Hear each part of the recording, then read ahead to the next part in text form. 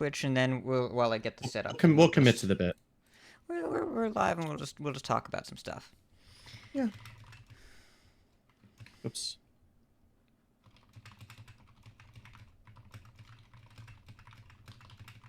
I checked with Bemi that I can talk about the thing I'm doing next week.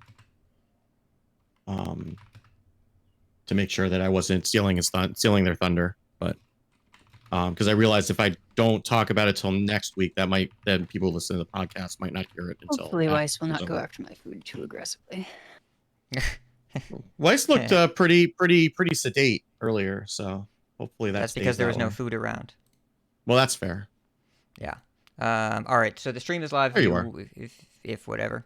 I don't know if you're rating or not. I didn't do that. I just said people should come here because I had to get some food. Yes, food is important. I suppose. I should also mute the stream because I just heard you twice. And as much as I like listening to you, I don't want to hear you echo. And we're 342, by the way. Yes, I haven't done anything over there. Okay. And I still haven't gotten a chance to read through your thing because we were talking. Well, you'll have a few minutes because I got to update OBS and smack my microphone around to show it who's boss, I guess. Okay.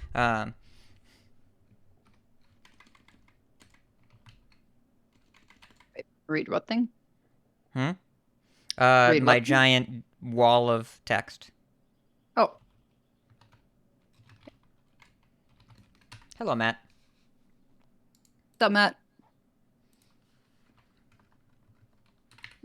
So much red.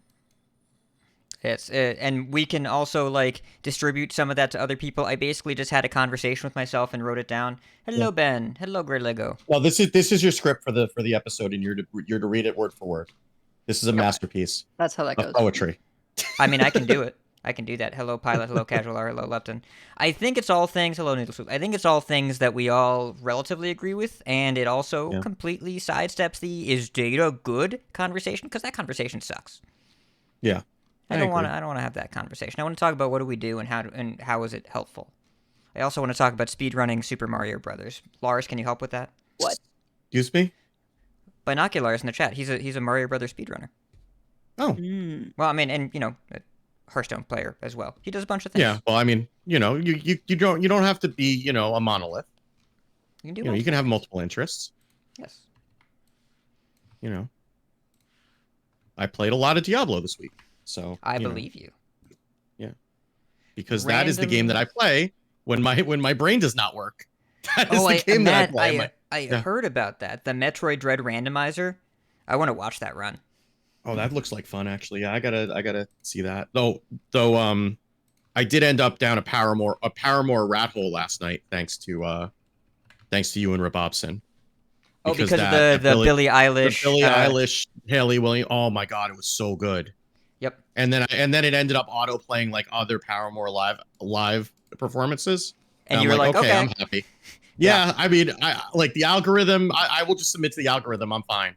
Like, it was that was amazing.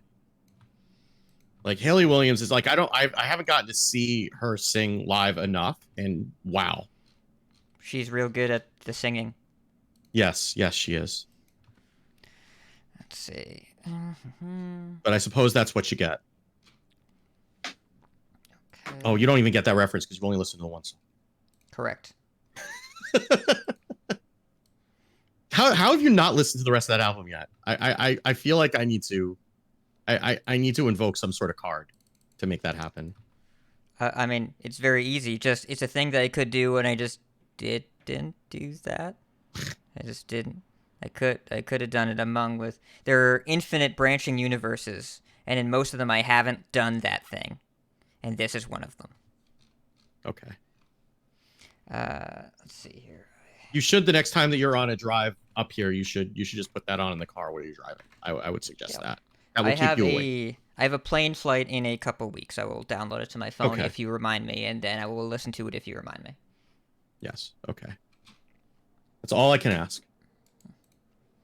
Because I just want you to be happy, and that will make, if you like Misery Business, like the rest of that album is like just as good. I feel fairly confident that I will enjoy the music. Yeah. Hayley Williams is very talented. Yes. She has a pretty good solo album too. Not every track on that is a banger, but there's some pretty good ones. Let's see. Okay, here. Almost done with setup. Should have done this earlier, but I also didn't do that. Yeah, well, you know.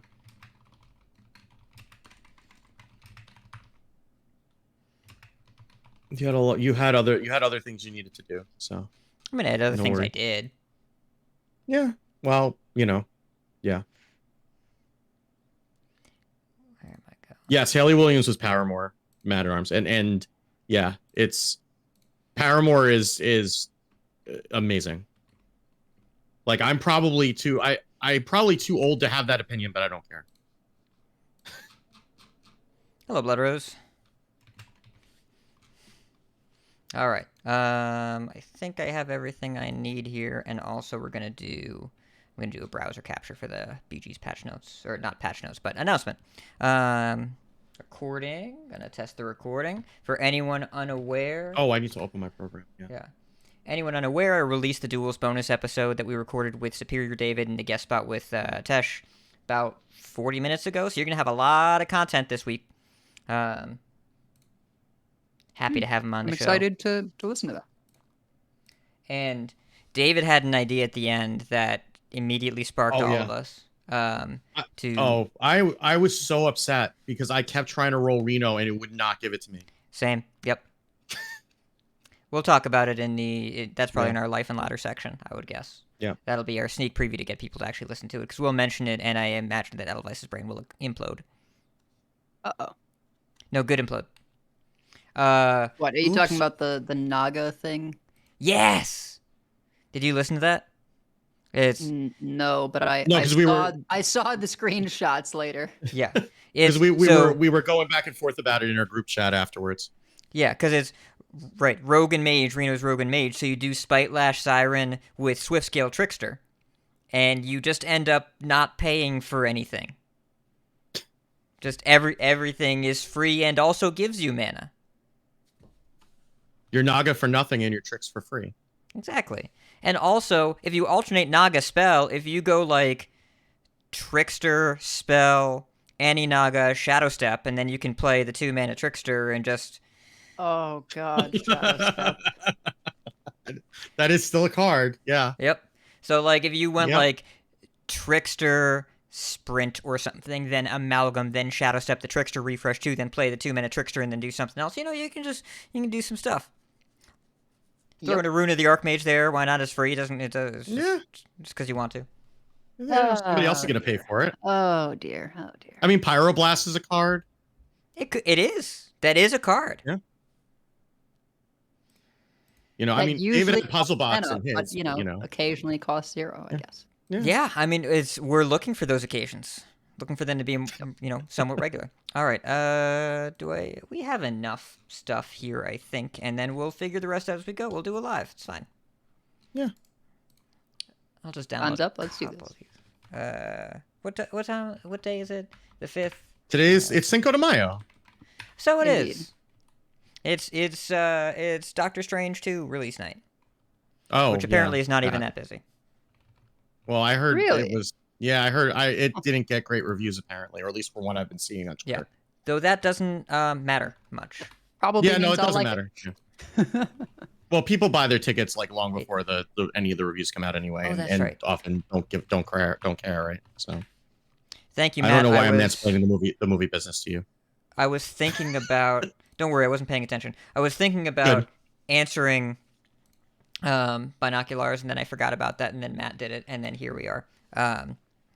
Yeah, typically the way movies performance works is that the amount of money a movie makes is based on the critical reception of the previous film in the franchise. So, for example, the Shrek series is always the one that I like to give, because Shrek 1, Shrek 2, great movies, obviously. That's an obvious true statement. Right. Shrek 3, not a great movie. But because Shrek 2 was well-reviewed, Shrek 3 made a lot of money because everyone saw Shrek 2 and liked it, and so they said, let's see the next Shrek film. Shrek 3, quite poor. not great. So Shrek 4, I if I recall, was critically decent. But because everyone said Shrek 3 was not great, I'm not going to see another Shrek, then it didn't do well regardless of the reviews. Reviews will kind of influence the legs of a movie, how long it lasts in the theater. Like something that's really well reviewed will do better in week 5, week 6, week 7, where most movies are fast burns. But something like Dune will hold on really, really well for like 6 weeks, 7 weeks because the reviews are good. But that's really, you're talking about small multipliers on the base initial income, which, most movies do like 90% of their income in the first 2 weekends. Yeah, and if they're buying it online ahead of time to get their seat in the theater, then, it's going to be before any reviews come out. Yeah, especially for like the event films, but you can also just you can go to most theaters on Sunday nights or weekdays or whatever and still have your tickets. I mean, you can go download Elden Ring the Monday after too, but why would you? That's true. I think if it's on sale. Yeah. I mean, the difference is that, like, a movie is a 2-hour experience instead of a 100-hour experience. So, like, if you see it on the Monday instead of the Friday, the only question is how insulated against spoilers are you on social media? That's really the only reason to see it that quickly, so you can talk about it and not be spoiled. Yeah. All right. I have to schedule my coachings today after the show. I'm gonna do that. I'm too. Oh, is there stuff in the sheet now? Because I need to do that. Yes, I need to not wait until halfway through the month to do that. Yep. And have them remember the last month, halfway through the month was when Hearthstone happened. Like the first 12 days were irrelevant. Yes. But yeah, we have 19 responses already. Okay. And I will look at that. Probably tomorrow when I can think about anything in the future. Yeah, we should do the show now.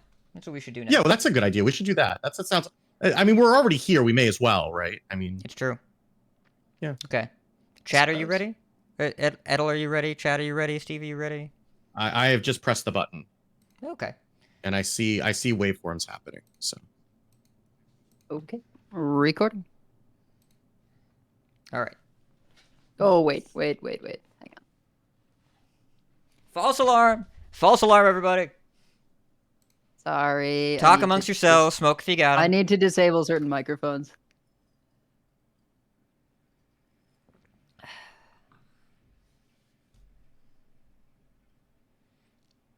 Oh, it's up to you. I'll stop mine and then start it again. Okay, I'll do the same then. Okay. I was gonna let it go. Hey, DCU. Hey, Noodle Swoop. Believe I should be good now. Okay. All right. Recording for real for the first time. Shit. All right. I'm leaving that in the raw. That's staying right there. Not changing it. Hello. Good morning, I got an error Chris. message. I'm sorry. That was too entertaining. We're leaving that in the show. Steve, you can stop recording if you want. That is 100% going to the patrons. I didn't even get to start again. I didn't get a chance to press the button yet, and it already stopped. So. Paid content. Can you just handle the fact that I changed microphones? Please? Try closing the program, then reopening it. That's what I am doing. Yeah. Thank you, Panda. Okay. We are recording. Right. We're good. All right. We're final answer. Okay. Final answer. I am also recording. All right. So we did it. 3, 2, 1. 3, 2, 1. Starting the show in 5, 4, 3, 2. My sound card is not working. Boy, the production quality today, just fantastic. People pay for this. They pay us. We edit out most of this. I am listening. Our paths converge. So good to see you. Hail to you. Never lose hope. Here for a chat. I hear you. It has only begun. Fight on, friend. Hello and welcome to episode 342 of Coin Concede, a Hearthstone podcast where the points are made up and nothing matters. I mean, we're dedicated to making the competitive side of the game more accessible to you. and the technology that run this podcast more accessible to ourselves eventually. It is Thursday, May 5th in the evening. Cinco de Mayo. Happy Cinco de Mayo. From Gadsden, New York, it's me, Ridiculous Hat. From Nomergon, Ohio, we have Edelweiss. Hello. And from Northern Massachusetts, we've got Wicked Good. Hi. Hi. So, we have reviews. We read those in the bonus episode that I published 45 minutes ago. It's a Duels bonus episode. If you like Duels, go listen to it. If you don't like Duels, you should listen to it anyways, because you might like Duels by the end. We had Superior David on as a guest. We had Atesh Tabayrak on as a developer interview guest for solid 40 minutes. Second interview he's done in a week. Great guy. And we read reviews on the bonus episode, so we read our most recent review. Really appreciate it. Helps other people find the show. Totally free. We also have our newest patron, so we are supported by you over at patreon.com/clunkseed. Thank you so much for your support. Greg B. and Magisa, thank you so much for updating your pledge, for increasing your pledge. Bassoon Buffoon, thank you for joining us as a patron. And our newest producer, Bottlecaps, thank you so much for your support. Really appreciate everyone helping out the show. All right, Life and Ladder. Edelweiss, you said the words barbaric mage here, and I don't know what that means, so I'm going to you first. Well, oh no. Well, okay, so it's. Is Sorry, your I had a recording not weird working? Audio thing. No, it's working now. You're freaking me out. So I'm freaked I'm out. sorry. Yeah. So it is basically Big Spell Mage, but with Barbaric Sorceress, which is a 6-mana 3/7 taunt that says swap the mana cost of a spell in your hand with a spell in your opponent's hand. And that's honestly a pretty good effect right now in terms of messing up Demon Hunter's Athenos or Quest Hunter spells that they want to cast to empty their hand. It's still a really bad matchup against Quest Hunter, but you have a shot sometimes when you make like Ferocious Howl cost 10. You mean they have a shot And- sometimes? Well, Like a piercing? I mean, Or an no. arcane? yeah, but no, not anymore if it costs 9 or 10, which is pretty still much what you're have it. going for. The only spells are Blizzard, Rune of the Archmage, and Amulet. So you can pretty consistently gain a bunch of armor off of the 4-mana 3/4 that draws a spell, because even if you have gotten through a bunch of your big spells, you can always trade Amulet back in and gain 10. Quite effective. It's got Belinda as well. It can be mid-game, huge stats. And it's got the Reckless Apprentice brand Zola thing going on. So usually when I beat warriors, it's because I got the hero online and started honorably killing things. With Reckless Apprentice, you don't even need any upgrades. Sometimes if you're just tracking the order that they've played some things, you just play one Reckless Apprentice and it just and does immediately 6 or 8 damage because of all the honorable kills in one go. So that's still a pretty good win condition, reasonable early against Demon Hunter. It's not favored against Demon Hunter. It's pretty 50-50 most of the time, I would say. I have to mulligan pretty aggressively for like Doomsayer and Baby Varden because I need that first freeze to be able to make it to 6 mana to start going Blizzard and then Parrot for another Blizzard. But it's been sort of my pet project. At first I had Pandaren Importers, but I swapped those for Viper and the Silence Starfish because I needed a way to consistently deal with Nelly against warriors, and just being optimistic that I'm going to hit something like Mass Polymorph was not great. And I get to play, 1 to 5 Rune of the Archmages a game because I've got 2 in the deck and I can get 2, maybe 3 more from Parrots if I go like Brand Parrot. So sometimes it's just very silly because you play a bunch of runes, spend 40 mana worth of spells, and clear the board, shuffle in some ignites. It's just a good time. That sounds all right. Sounds pretty good. Sounds very on brand for you. Well, yes. Yeah. The other but thing Well, I've been playing. I is did Quest come Hunt. into her. I came into Edel's stream today, and the title was back on my BS, and it was Demon Hunter, and I was very disappointed. Well, okay. So the thing about playing off meta, at least for me, is I find that I do a lot better if no one else is also playing off meta. So when you're at the Diamond 5 floor, that's where people are playing their kind of non-standard stuff. And I usually want to see the normal things when I'm playing off meta, because then I don't have to worry about surprises. Like, if I'm still figuring out a deck because it's not a normal deck, then I already have a lot to deal with just in terms of learning how to play my deck that is not a meta deck. If my opponent is also playing cards that are surprises for me, that just, it adds extra layers of difficulty that I don't get when I know every card in their deck and I know what to play around. So that's where I get my edges playing off meta, is me knowing the deck and them not knowing the deck. Yeah. I had a very similar experience today that I'll talk about shortly. But yeah, there is value in doing something that they're not anticipating. I feel like, Steve, you've probably done some of that too, because you tend to also do that at this stage in the meta.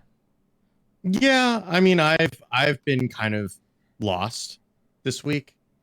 I mean, it's probably not helping that work has once again been brutal. And I have learned over the years that I do not play well when my brain is tired. So I've been playing a lot of Diablo, because Diablo is my brain does not need to work game. Because Diablo, I just go and hit things, and I hit things quickly, and I get dopamine, and I don't need to try to figure out how things are going. And I certainly don't tend to curse at my computer like I have been a couple times this week when I've been trying to play Hearthstone, which is not the best thing to do. So I've been playing less, though. I did have a stint where I was trying out No-Hand's new water druid. So he's got I've been trying a few druids, just trying to figure it out before I just kind of gave up on it and just went back to control water and just embraced myself. But so he's got a new druid that cuts Kazakhstan for 2 copies of Flipper Friends and Sea Giants. And so I was queuing that up. One of the first games I queued up was against an alignment druid, and they went alignment on 8, and I went Sea Giant, Frostsaber, Matriarch, Naga Giant, Frostsaber, Matriarch, your turn. And then they died. So so that was fun. That doesn't happen often enough, but that did happen there. So that was a fun game that I got to win quickly. But I also have been just kind of coasting on a couple of games that people have just been auto conceding because they saw me as a warrior, which is, you know, I'm used to that. I'm a priest main. I'm used to people auto conceding when they see the class pop up. But I just got to Diamond 5 like this evening, and it felt like a lot more of a slog. And I'm pretty sure it's just because I'm very tired. Like, I don't think it's I you know, there was a period of time where I probably would have overreacted and started saying, well, maybe I just don't understand this meta. I'm not gonna be able to figure out. It's just like, no, it's because I had a meeting at 7:30 this morning with the school before my workday started. Like that, you know, like that is something that I've kind of learned. That's not great for high level Hearthstone.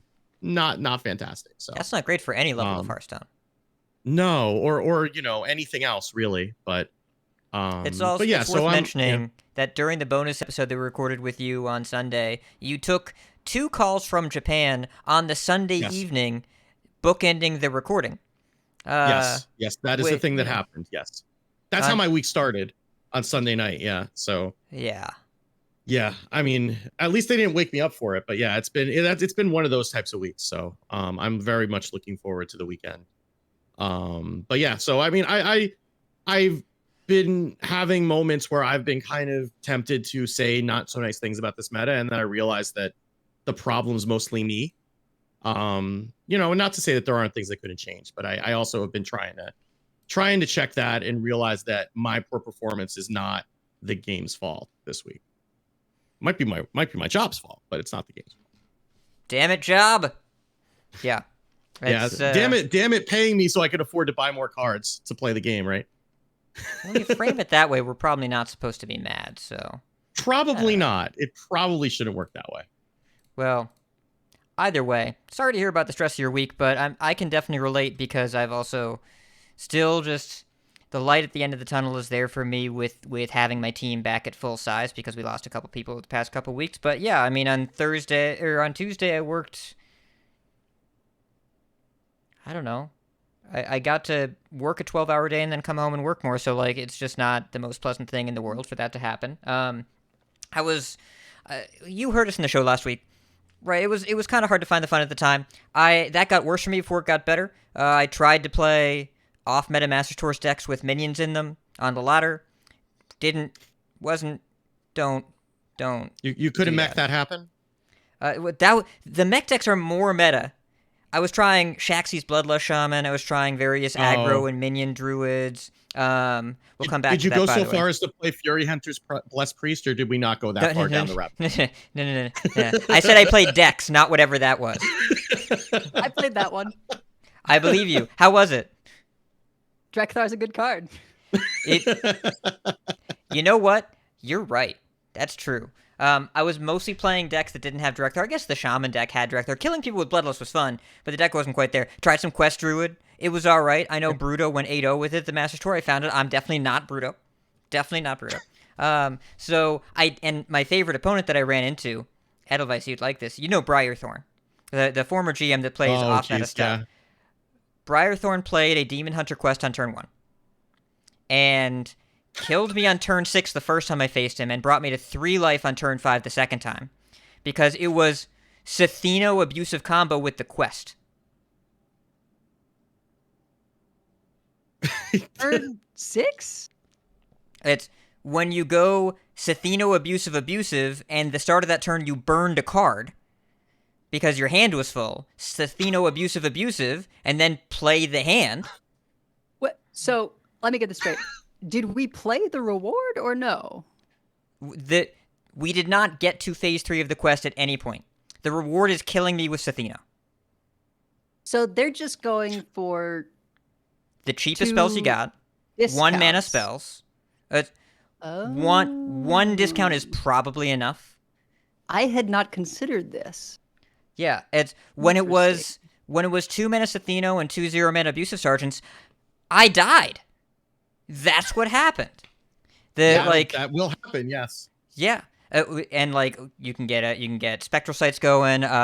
He had Tusk Piercer and the tradable Death Rattle, Persistent Peddler had that engine. So it's the engine that you know.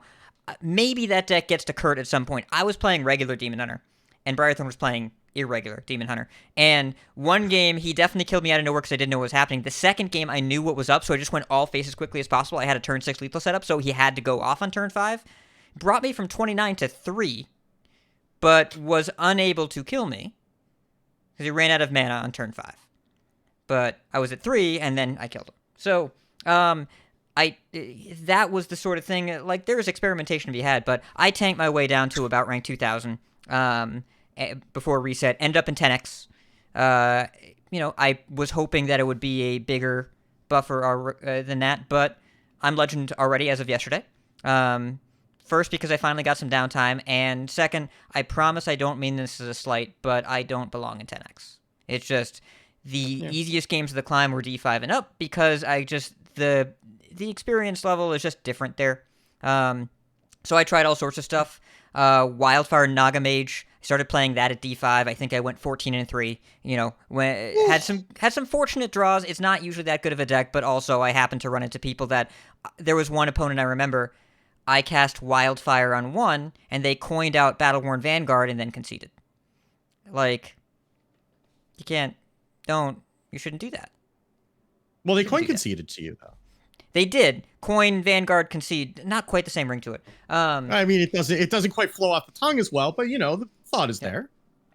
But I found some fun. I played the Water Druid like you talked about, which, like, going Flipper Friends composting and attacking and drawing 6, and then the next turn going like Oracle, Matriarch, and a bunch of giants. Really, really fun. Exactly what I'm looking for. And then, Druid has been where I found the fun, because also, friend of the show, Donkey, came up with this deck list that is on screen right now, with Razormane Battleguard in Druid again.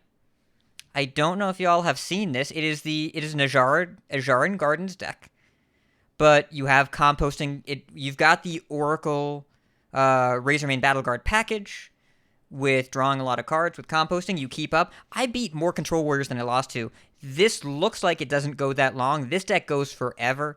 You get a ton of hand buffs with Ajaran Gardens, a ton of board buffs with Sunken Gardens. Pride's Fury, your stuff is invincible. Warrior only runs one Brawl. So I kept running them out of Brawl. Like, I would bait the first Brawl and then run them out of Shield Shatters. And you have enough beef that they just can't kill all your stuff. So the games take forever. But this deck can totally go super long. And I kept playing like 7-8 Pack Mules. Tar Creeper, good lord. Yeah. Well, because when you go, a lot of decks, Edel, I remember you talking about this, against Warrior, they don't have removal that fast. So on turn 2, I would coin Oracle, then Battleguard Tar Creeper. Oh, yeah. They can't do it. You can't do anything about it. And this is why I argue that the current Warrior that people continue to label as Control Warrior, even though it has one Brawl, like 0-1 rankers, and no Mana Cannons, I don't consider it Control Warrior. I think that when Meaty made the post and called it Tempo Warrior, I feel like that's more accurate. I would say like it's mid-range. It's from the depths, right? It is play from the depths, play things for free. So to me, it is a mid-range deck with defensive tools that is, trying to set up high tempo plays. And the removal is just 2 instances of Shield Shatter and a Brawl, and then ideally they want to Outriders Axe as many things as possible. So when I'm playing Demon Hunter against Warrior, I coin Vanguard on 1 if I can. I think it gives me the best shot against them, because especially now that some of them have Gorlock Ravager, the draw-free Murlocs, rather than Rancor. Like, they just don't do anything. The earliest they can remove it is Hero Power Shield Slam on 3. And at that point, you've already made a bunch of 1/1s. So, and if they are forced to play Buckler Shatter on your 2-drop that you coined out on 1, and then you do follow up with something like Drekthar, like, you can really pressure Warriors by just getting must-kill minions down as early as possible. I've played Sathino on curve against them. I mean, playing Buckler Shatter against a board of a 2/2 and 2/1/1s is not what you want to be doing in general as a control player. Like, you can just, like, your hero power cuts out half that damage. Yeah, like, you just you hero can power even on just, 2, like, hero wait- power on yeah. 3. Yeah, you can do it whenever. Yeah. And then do that. I mean, I get into that situation. I usually let them develop a little bit more, because it's like I could Shield Shatter on 2, but like that's not what you want to be doing as a control player. Like, you want to just let them, like, you could do literally anything else and it's fine. Like, your hero power cancels out a lot of that damage. I think that's what people forget when they play control, is that, like, if your hero power like gives you 2 armor or heals you, like, that cancels out 2 attack. Like, you don't actually have to react to that board if it's not going to spiral out of control right away. Well, look, I'm not saying people do that often, but I'm saying that if you don't, and if you don't have exactly the Shield Slam, and you're figuring that you'll have time if you just wait until turn 4 to play Outriders Axe, I've already made 4 to 6 1/1s by then. And so I just get to draw cards while I let this 2-drop just snowball. Yeah. Or you could just Listen run here. Rancor and Gorlock, and, which is left and say in chat. That's what mine has too. Like, I have Rancor and Gorlock, It's still I don't just like the one, idea though. of, like, not having, I mean, I don't hate the idea of cutting some of the greedy cards in that deck just to go back to double brawl with Druid being a thing. And if people do that, decks being I a thing. will say, okay, this is now Control Warrior again. But the way that some of the lists are built, it's just not. Yeah, I don't think you need Man the Cannons, because I don't think, other than against Vanguard, I don't think it does anything most of the time. It's the same reason I didn't really love running Condemn, but I felt like I had to as Priest against Demon Hunter just to deal with the 1/1s, but it doesn't actually do that much outside of it, because a lot of the things you're worried about have more butt than that. And I mean, I guess it does deal with the one thing that has 3 health, but it's Pops it's Divine I'd rather Shields run against I'd rather Paladin. just Yeah. run Bash. Man the Cannons is for Mech Paladin because you pop all the divine shields. Right? Yeah. Yeah. Also kills whelps, Onyxia whelps. Anyways, Yep. my co-hosts are available for Warrior Coaching's patrons, so definitely recommend that.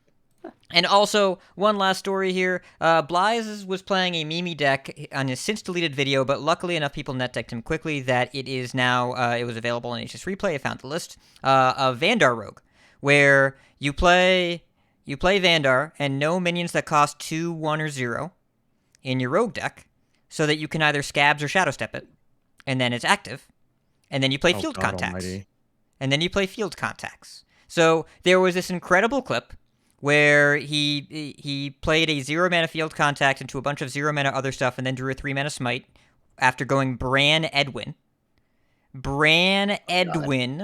Oh god. He won that Oh. game. Having played the list for a couple times, I can say that was an outlier. Deck is not consistent. Imagine. However, I queued it with it today against one BM Kibler, and he beat me with a Glug. Snowfall Guardian was good, but he left up my Pufferfist, so I plague scientisted it, plagued it, poisoned it, doctored it, whatever you want to call it. I it was believe just the term is you play doctor. I believe that's what the term is. Yes, Kibler. Yeah, I'm not gonna say that. So you know what? When I got to go turn 3 Contact Step, turn 4, no, it was turn 4 Contact Step, turn 5 1 mana Contact, Scabs, Bran, Zola. Like that's just some fun, good old fashioned Hearthstone right there. Lost the game. Don't even think it was close. Had a good time. So that deck list is in our is in the Coin Conceit Discord if you need it. If you want to be baited, it's not good, but it's fun. All right. Let's move into news, because some stuff happened or is going to happen. Let's go. Gadgets and Gazette always gets the scoop. Oh, yeah, this is my section. Okay, so, news. Hey, 23.2 is coming on Tuesday. Let me pop over here on the stream.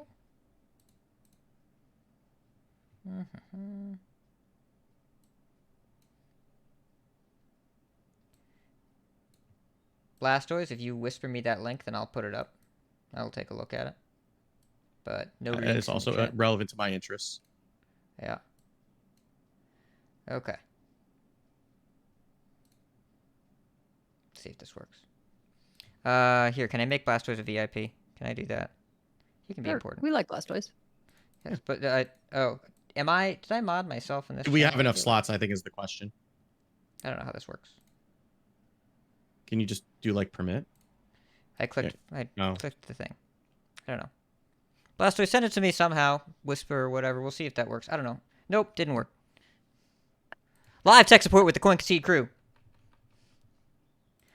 Here. Yeah, and I can't mod people either. What a disaster. Blastoise, whisper it to me, please. I have to do We're the professional podcast, but we'll streamers. talk about it. Yeah, I'm here doing the podcast. Oh, I got it. Here's a list. Here it is. Got it. Thank you. Oh, I played against this. This is, no, I didn't play against this. What on earth? Hold on. This is more important. We're going to put this up on the stream. What is right now. Herald of Locklar? I don't even remember what that card does. Put this up on stream. What on earth is this It thing? draws a frost spell. Oh, Okay, so this is... What is that's this? clever, actually. What's happening? Wait, hold on. 1 shoulder check, which is the rush spell.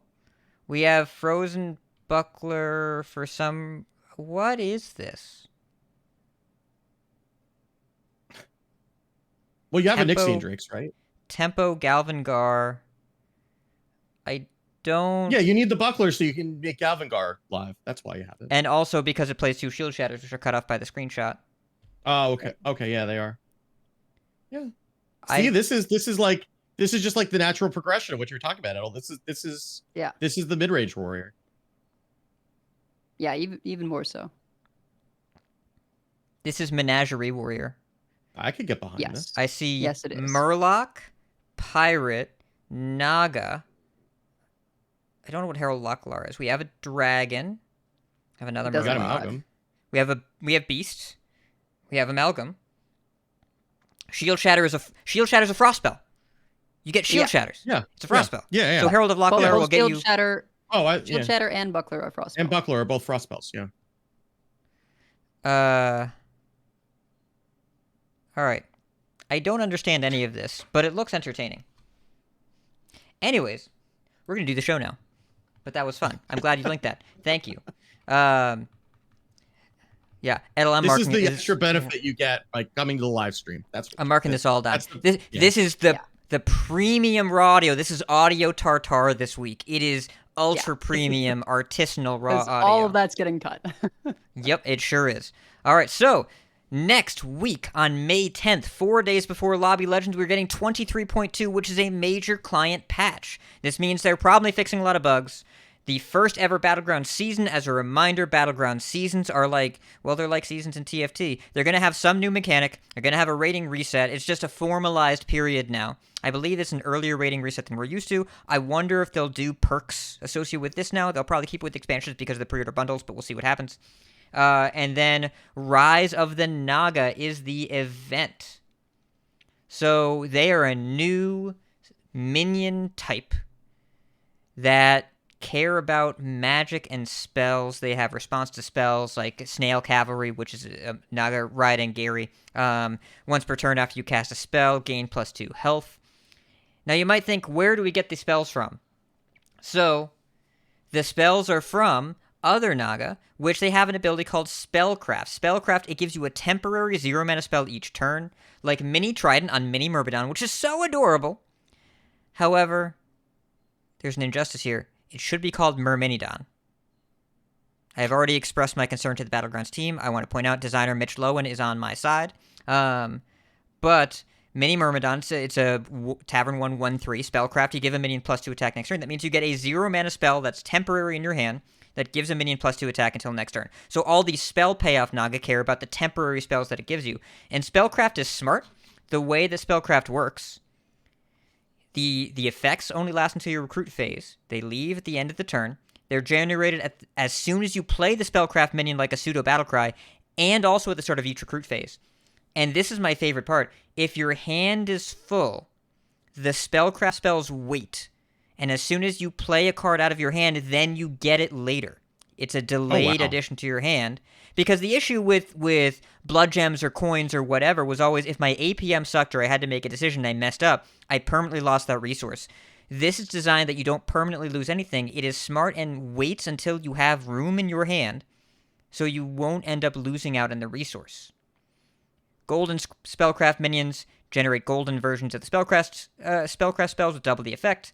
And also, when anything that cares about when you play spells, this does include coins, blood gems, triple rewards, bananas. Those do count as spells.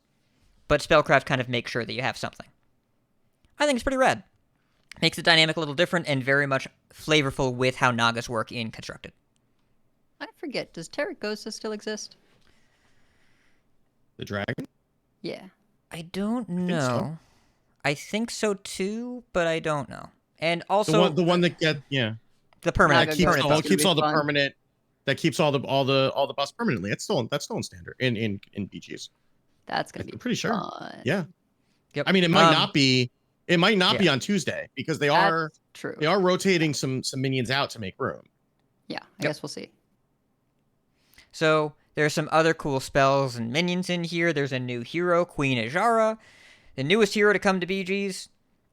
So when your warband reaches 30 total attack, you begin your Naga conquest, which means your hero power flips, transform, 1 gold, discover a Naga, pretty powerful. But you have to meet the condition first to get there. So, pretty interesting. Note that this hero does not have a buddy revealed, because on Tuesday, buddies are leaving. That has been confirmed in a developer interview on Tuesday. The Naga as a tribe is not a temporary thing. It's meant to stay. But buddies as a mechanic, that's it. Going away for now on Tuesday. Oh. Yeah. That does mean they will have to do some serious rebalancing probably I'm sure. after a week. because Them- there's going to be yeah. so many things that have been balanced because of their buddies and will be in awkward places without them. So I guess we'll see. Well, maybe Also, we'll get the BG's equivalent of like the great unnerfing right before a standard rotation. Right? feel like they'll gotta just set wait. the clock back. Yeah. I feel like they'll wait because they do buffs regularly, right? So Yeah, it's true. they may just see where they're at after a week and then make adjustments, right? Probably maybe armor is going to go away again when this happens. I feel like they always introduce armor later on. That Also that for- usually is how it goes because the armor is based on a relative win rate, and they don't have any data when they start, so they usually just set everybody to 0. Yeah.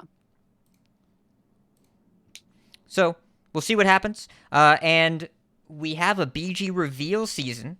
You know, it's a relatively small number of creators, but 5 people get reveals.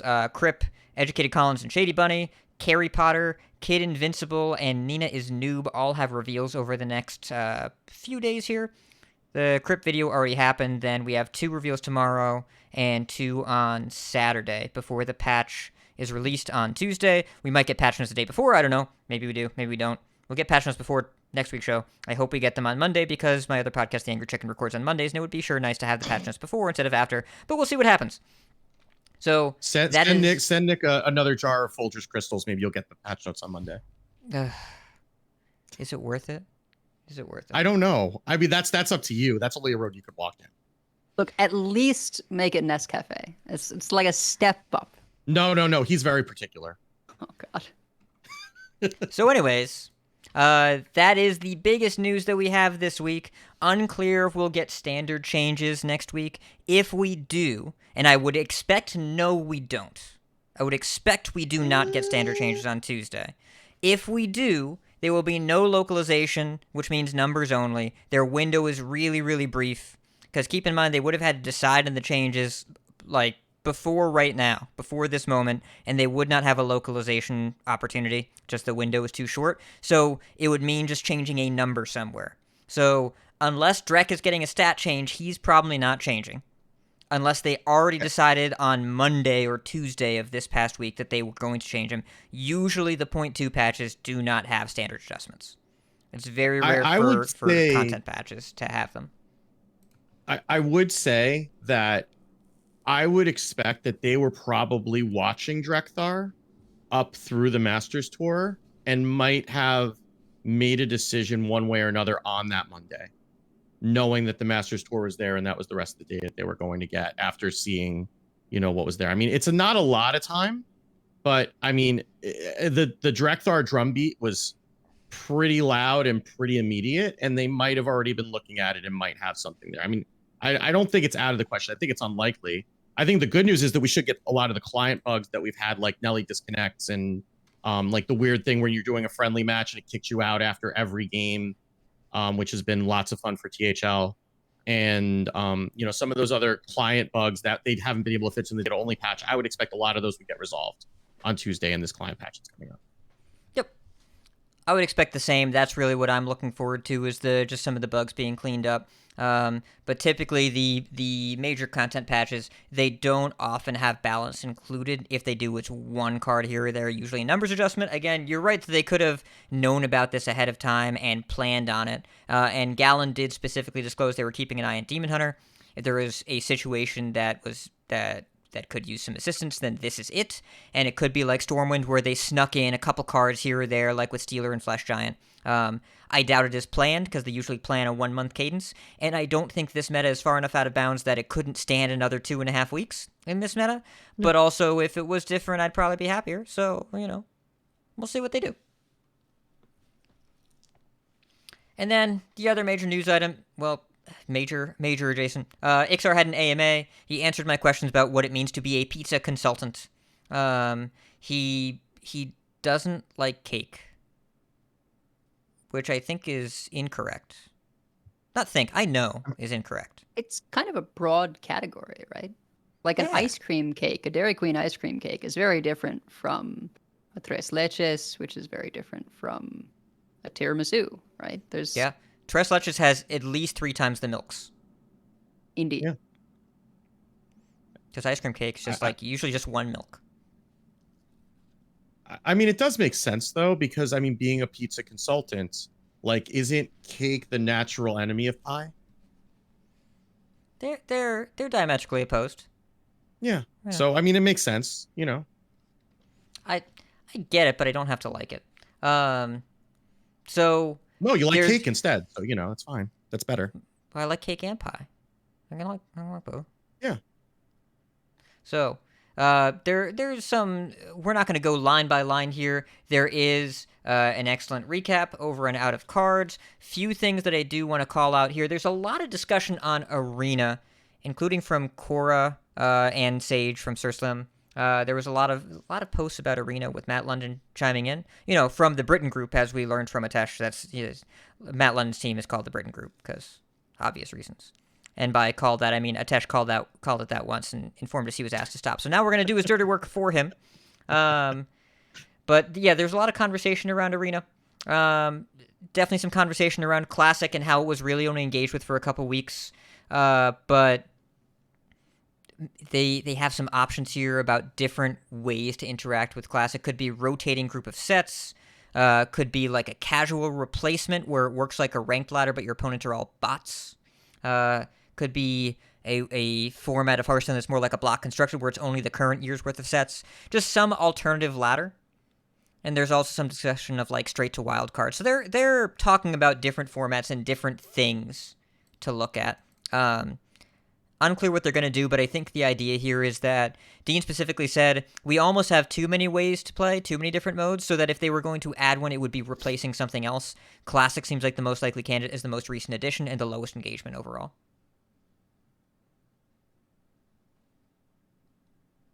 So yeah. Anything else is important? Oh yeah. He was asked if Drekthar gets rebalanced, what would happen? And his response said, that would be a hard problem for our commercial team. Which means he doesn't have to figure it out because design doesn't have to figure it out because if they need to nerf a card, they nerf the card, and then the team that deals with money deals with money.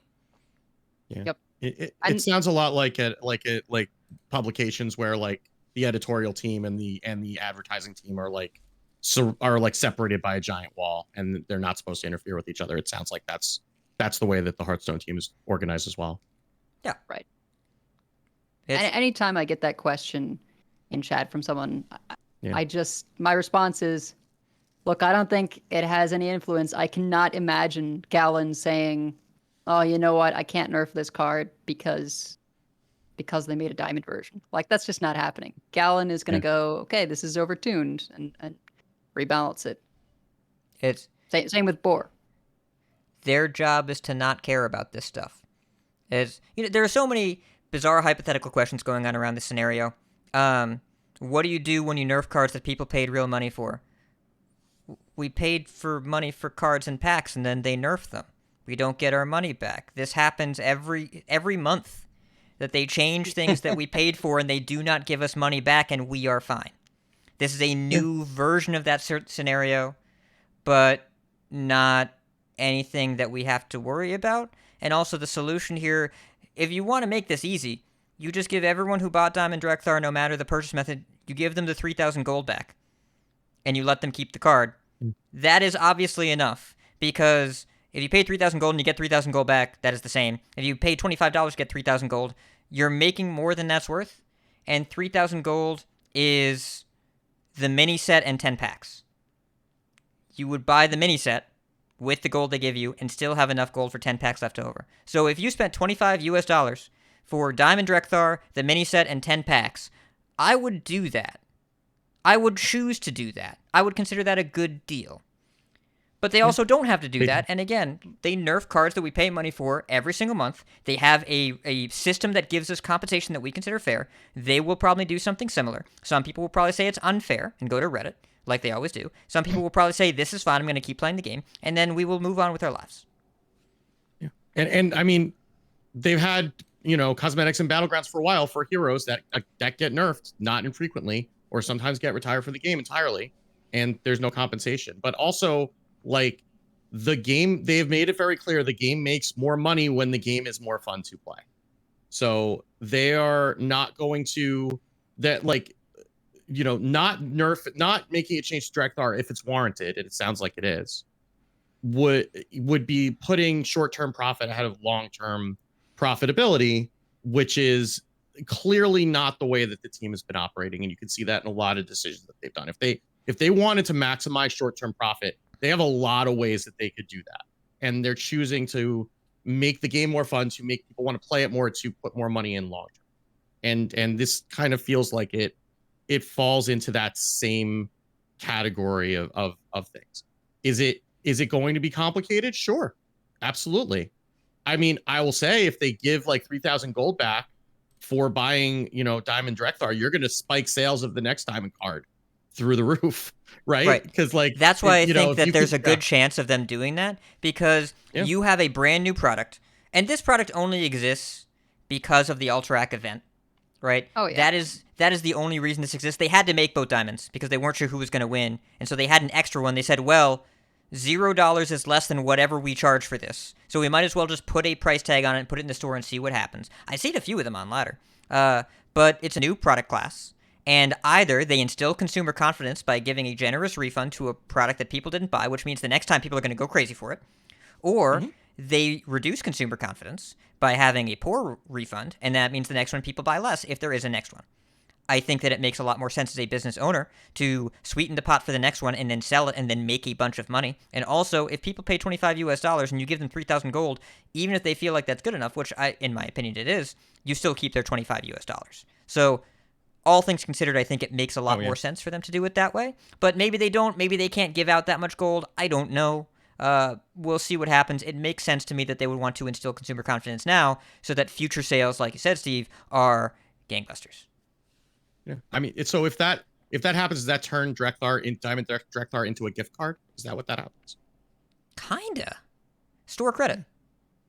Yeah. So, I don't know. It's people describe it as a problem. I only think it is an imagined problem. If you operate in bad faith and imagine Blizzard devs are greedy and finally painted themselves into a corner and now they can't refund, no, they want the game to be good. And they'll change cards until the game is good. And if they have to give some people some money back, then they will. Anyways, a couple other notes here. The team wishes they had more in-game events. The events are really spaced out right now, don't feel robust, but they do have a dedicated events team now. They will start small and get bigger. I think this is potentially cool. Just don't do Doom in the Tombs again. And Hearthstone technology.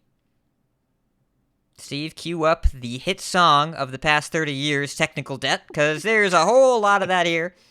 First of all, they know that storage size, especially mobile storage size, is a problem for the game. They are aware that every single day they lose players because their phone won't fit the game. It is a big problem, is that the game it has a bunch of unique audio files that you cannot download piecemeal. And it turns out that figuring out how to stream those on demand ends up being difficult. Surprise! Streaming assets on demand is difficult. In addition, the speed at which they patch is unlikely to be more than once a month because the patches are extremely people-intensive, and they're going to try and develop technologies to let them fix bugs and data-only patches or server patches that can't be done right now. So, game client too big because of how the storage is implemented, and the patches are extremely people-intensive, so they cannot patch as frequently as they want to. Steve, would you like to weigh in on these things that you knew already? Yeah. Well, I mean, I will say, technical debt is a thing, sure, but also like my oldest daughter's, we had to replace her phone a couple months ago, and she went to like a 64 gig iPhone, and 64 gigs gets eaten up real fast. Like I was surprised like how much we needed to pare down to get to fit on her phone. I mean, Genshin Impact, by the way, if you want to talk about big storage sizes, holy crap, is that game huge? She can't even run that on her phone. Like she had to give that up because she couldn't fit it on her phone. But like I just looked in my phone to see how much it is. It's like 5.25 gig, which I mean that's a lot when you're dealing with even like a 64 gig phone. It's a lot, and that's putting a hurdle in front of the cash register. So that it makes sense that they're going to do that. I would love to know how they're going to be able to fix bugs and data only patches. That sounds like, I mean, that would be really cool. I wonder how they're going to get that to happen with the client as with the client with like an 8-year-old client, that sounds ambitious, but I would love it if they were able to be able to do something like that. Because I mean, then we might be able to get this stuff to happen. I mean, the biggest problem with the patch schedule right now, and you hear Riot talking about this too with Runeterra, is that you have to have that lead time, and a lot of it is because you have to coordinate all the App Store approvals, right? Because like when you submit a new app or an app update rather to like Google Play and the iTunes Store, like you have to wait for that to get approved and then schedule it to be available, which is one of the reasons that it takes so long to come out. Which also means that you need to make sure that it's gotten through approval before you can release the patch on the other clients, because otherwise then you end up with that weird situation where we weren't able to play on mobile for like a day. So that's got to be at least part of it. And if they can do that without having to ship an update to the stores, that would be a game changer in terms of how they can react. So I wish them all the best in being able to do that. I will admit I'm a little bit skeptical that they're going to be able to get that code base to behave that way. But I mean, Blizzard has plenty of resources. Maybe they can figure out a way. Maybe it'll work on Windows Phone in a year. Or on Zune. That's too soon, Steve. Too soon. I'm sorry. So, yeah, interesting stuff here. Again, Dean's AMA is always good. And now we're going to talk about the Masters Tour, which just happened, with some high-skill decks here in the finals. Let's go. It's the grand tournament.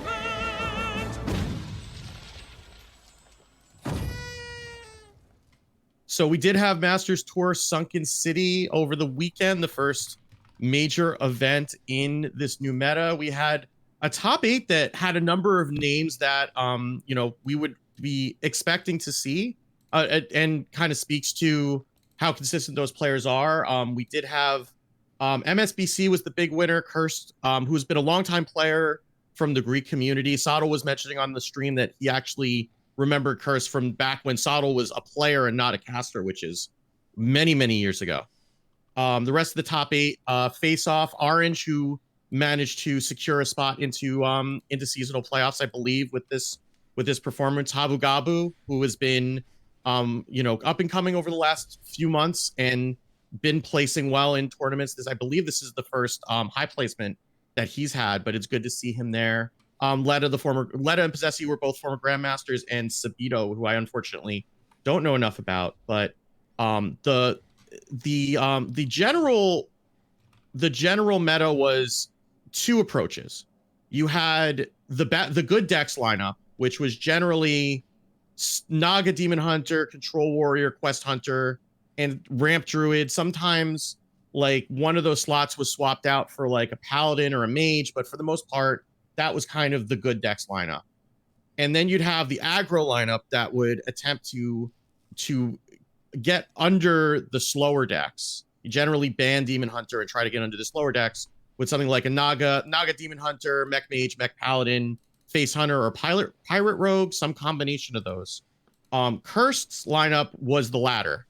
He had Naga Demon Hunter, Beast Druid, Mech Mage, and Face Hunter. And it was fast. There was the semifinals was an extremely fast matchup. And it was one of these things where you blink and you miss it. It was maybe 30 minutes, which is, again, when you are the aggro player, is a benefit to you because you're not spending an hour and a half in each match thinking really hard. You get to play your half an hour match and then go rest a little bit and go, rest your brain to get ready for the next one. MSBC had a more traditional lineup, though. Instead of the Quest Hunter Control Warrior, he had Naga Demon Hunter, Control Warrior, Naga Ping Mage, and Boar Priest. So Boar Priest was a deck that didn't perform particularly well. We'll be talking plenty about this, don't worry. But Boar Priest was a deck that didn't perform particularly well overall, but did feature into that lineup and ended up banned by Cursed in the final. And the finals had the bans of Boar Priest and Mech Mage. Yeah, those were the banned decks. What you would have predicted. Absolutely what you would have predicted before the event started. Absolutely. So And the final was over extremely fast as well. And you would think, well, Hurst won. He did not. It was 3 games that were some of the fastest that I've seen. Game 2, Hurst was on the Demon Hunter, and I believe it was a Demon Hunter mirror. And he had played a Vanguard, or was it? I think it was a Vanguard or something, and MSBC was able to play double puffer fist and attack, and then Hurst just gave it up immediately. And then game 3, there was, I believe it was the Naga Ping Mage, though. There was no doing things until Hurst died, but there was a Queen Azara, and Queen Azara gave MSBC the summon a Colossal and make, or not summon a Colossal, put a 1-mana Colossal in your hand, which featured the terror of the meta, Blackwater Behemoth. And Blackwater Behemoth against the aggro deck cleared a minion, healed MSBC up, and threatened to do that for the rest of the game because Curse did not have enough damage to take it out, and that was it. It was an extremely fast but fun final to watch, and it was pretty cool seeing the lines that MSBC got to take. MSBC also, should be mentioned, was the only Chinese representative in the top 8, I believe in the top 16 even. And China had missed the top cut for the entire last Masters Tour. So, if there was any worry about China not having lost a step, we can put that right to bed. And MSBC, by the way, which was brought up more than once, so I feel obligated to bring it up here. Best known before this event for bringing I forget if it was Gen or Baku to an event and forgetting to put Gen and Baku in their deck. So, and had to play with it like that the rest of the tournament. So definitely redeemed themselves from that. So it was a fun event to watch. I would have liked to catch more of it being on the EU time, but there's also some good recap videos that HS Esports have put out that if you want to get a recap of some of the good matches to watch, that's a pretty good place to go to. By the way, we're also going to cover the Orange Open in a second, and I had to stop in here and say something because I actually can't believe that this is how it went down. I'm going to see if I can find the results for the finals here. So, in the Masters Tour, MSBC won with Boar Priest, Control Warrior, Ping Mage, and DH over DH, Beast Druid, Mech Mage, and Face Hunter. The Orange Open, which just concluded mere moments ago, the winner in the finals was Bad Boy, who had Boar Priest, Control Warrior, Naga Ping Mage, and Naga DH over Bayou, who had Naga DH, Face Hunter, Mech Mage, Beast Druid. It is exactly the same. I don't know if it's card for card the same lineups, but it's the same exact archetypes that played out the same exact way as the Masters Tour, where there was the target Druid with fast, wide boards in second place, and then the finals decks that did not have Druid at all. The same 4 archetypes from the winner, the same 4 archetypes from second place. Kind of crazy. Did they ban the same? I think so, and it was the same result. Yeah, it definitely Bad Boy's Priest was banned. Yep. See, I would have banned the Warrior. I would have assumed that I have a way better shot. Let me look. I'm trying to find the top 8 here. Yeah, and no, it wasn't the same ban because Bayou's Mage got swept, and the Mage was banned from Curse in the Masters Tour.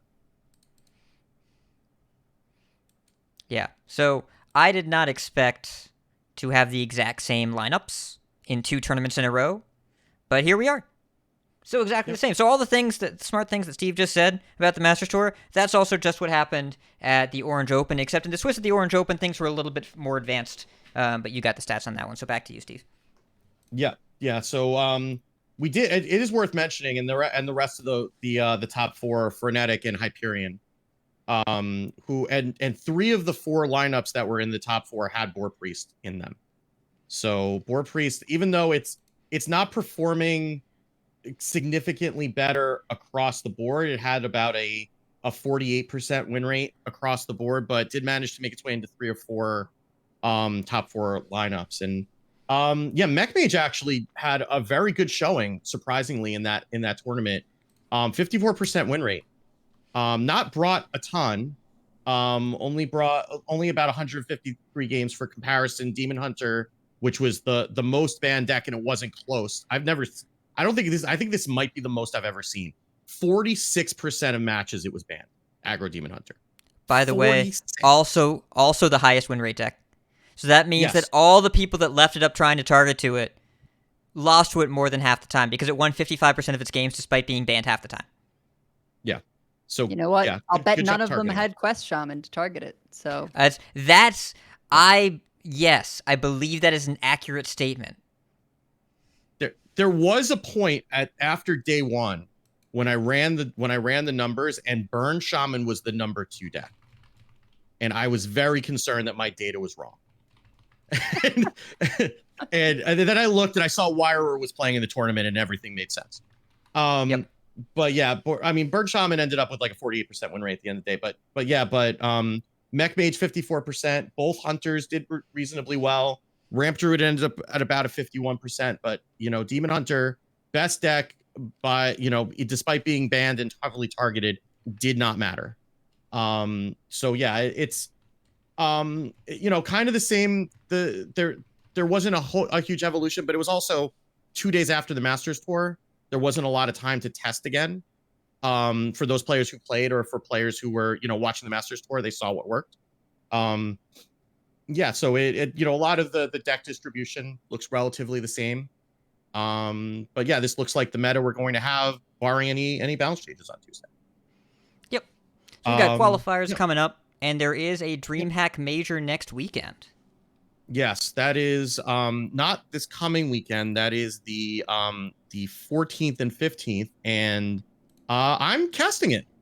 So yay! So I'm getting back behind the casting desk. So I will be casting that. That's going to be on DreamHack Clash on twitch.tv/DreamHack Clash. It will be Saturday and Sunday. The winner will get an invite to the Masters Tour. It was the last event had some really good high level play. I am very excited to get to cast that. I am very excited about my co-casters, but I'm not going to spoil that yet. I'm going to let the event announce that on their own, but I am very excited, and I think you will be too. So yeah, so go make sure to check that out, and please watch. So I'm asking selfishly. And then we also got a Vicious Syndicate report to confirm everything that we know about the meta right now, pretty much. Yep. It turns out that Demon Hunter's good. Control Warrior's pretty good. Mostly because how it preys on Demon Hunter. And there are a bunch of classes that don't have much to do. So the screenshot that I have on screen right now, which is the top 1K Legend Power rankings. Now keep in mind, at top ranks, it's always a little bit more distorted towards narrower slices of the meta and narrower matchups, and just the best decks get played more. And if you look at the Legend or the D1 to D4, you have a few more decks up top, but not a lot more. So there are the 2 decks here that are in tier 1 that have above 52% deck power, and everything else is below 50%. It's worth noting Quest Hunter 49.98%. You can go ahead and call that tier 2 if you want. It's a solid deck. All right, and there are a bunch of decks in the 49s here. But there's Demon Hunter, Warrior, Hunter, Druid, Paladin, Mage are the only classes that show up in the top 3 tiers. And everything else is below. There are 4 classes that just do not really exist right now unless you want to do something different. There are various different experiments people are doing.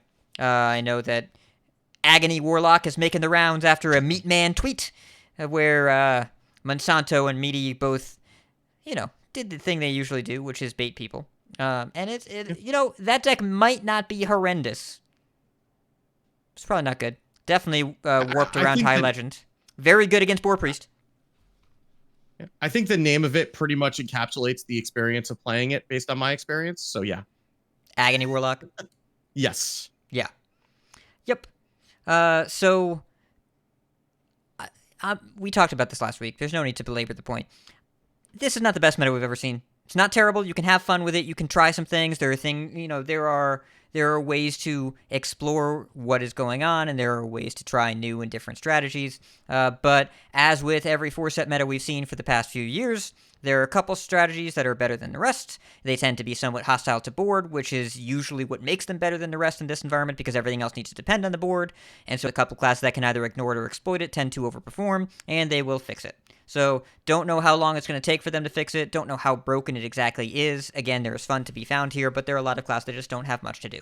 So nothing in this report that's really all that surprising. There are a couple lists in here that are interesting. Like I know Paladin has a lot to experiment with. I like the hand buff Paladin with the light mech package. It's kind of interesting. There are various other notes that I found fascinating, like the quest druid that ended up being featured.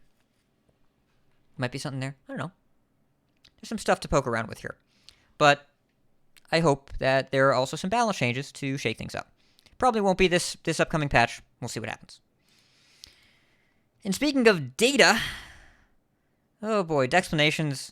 I started talking to my co-hosts about this. Well, we started talking about it yesterday or 2 days ago. I started talking to it while Steve was in meetings and Advice was streaming. I just had a conversation with myself and I said, why am I writing this in this window instead of the show notes? And I wrote a massive thing that we'll work through together as a group here. So let's head over to Dexplanations.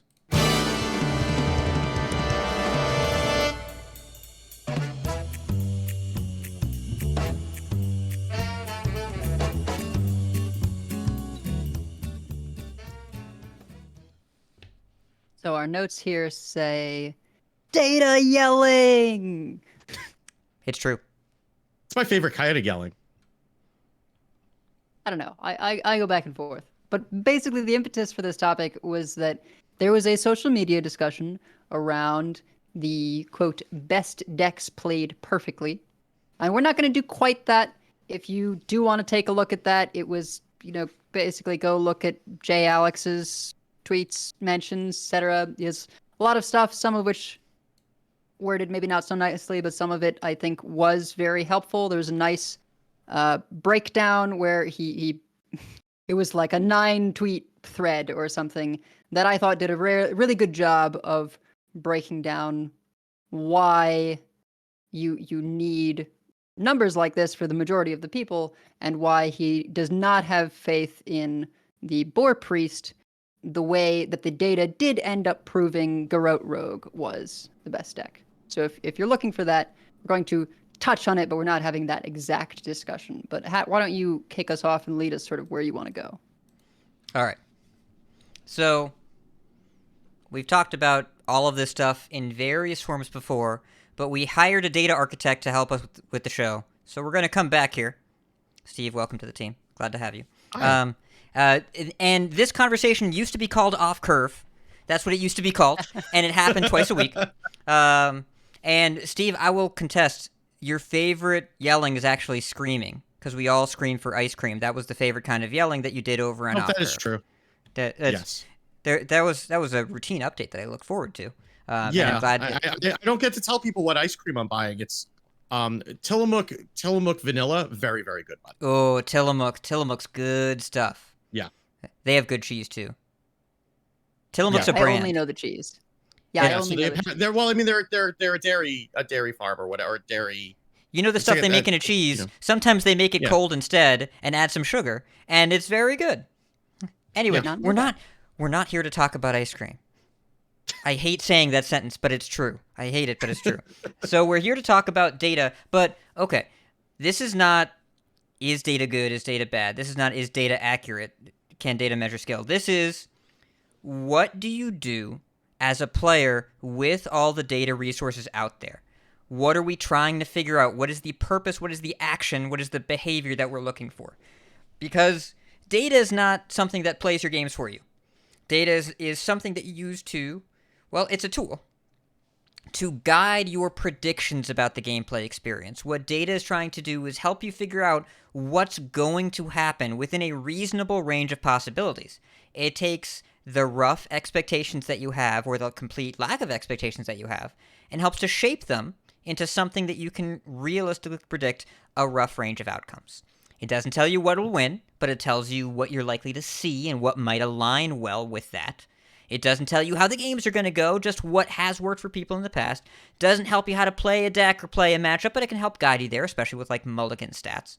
And it has some particularly relevant uses, especially early on in metas. Though not like, you don't want to look the first day or two of any expansion release, especially rotation, because it will just show you that whatever aggressive deck is out there that plays 1-drops, probably Iron Deep Trog, is really good because people are trying a bunch of jank and then they get trogged. But is a strategy viable? If you see it on various tier lists, if it seems to be doing okay, then you might not just be playing a pile of cards that's random garbage, right? If you see something that shows up in a tier list or shows up with some data behind it, you get a rough idea.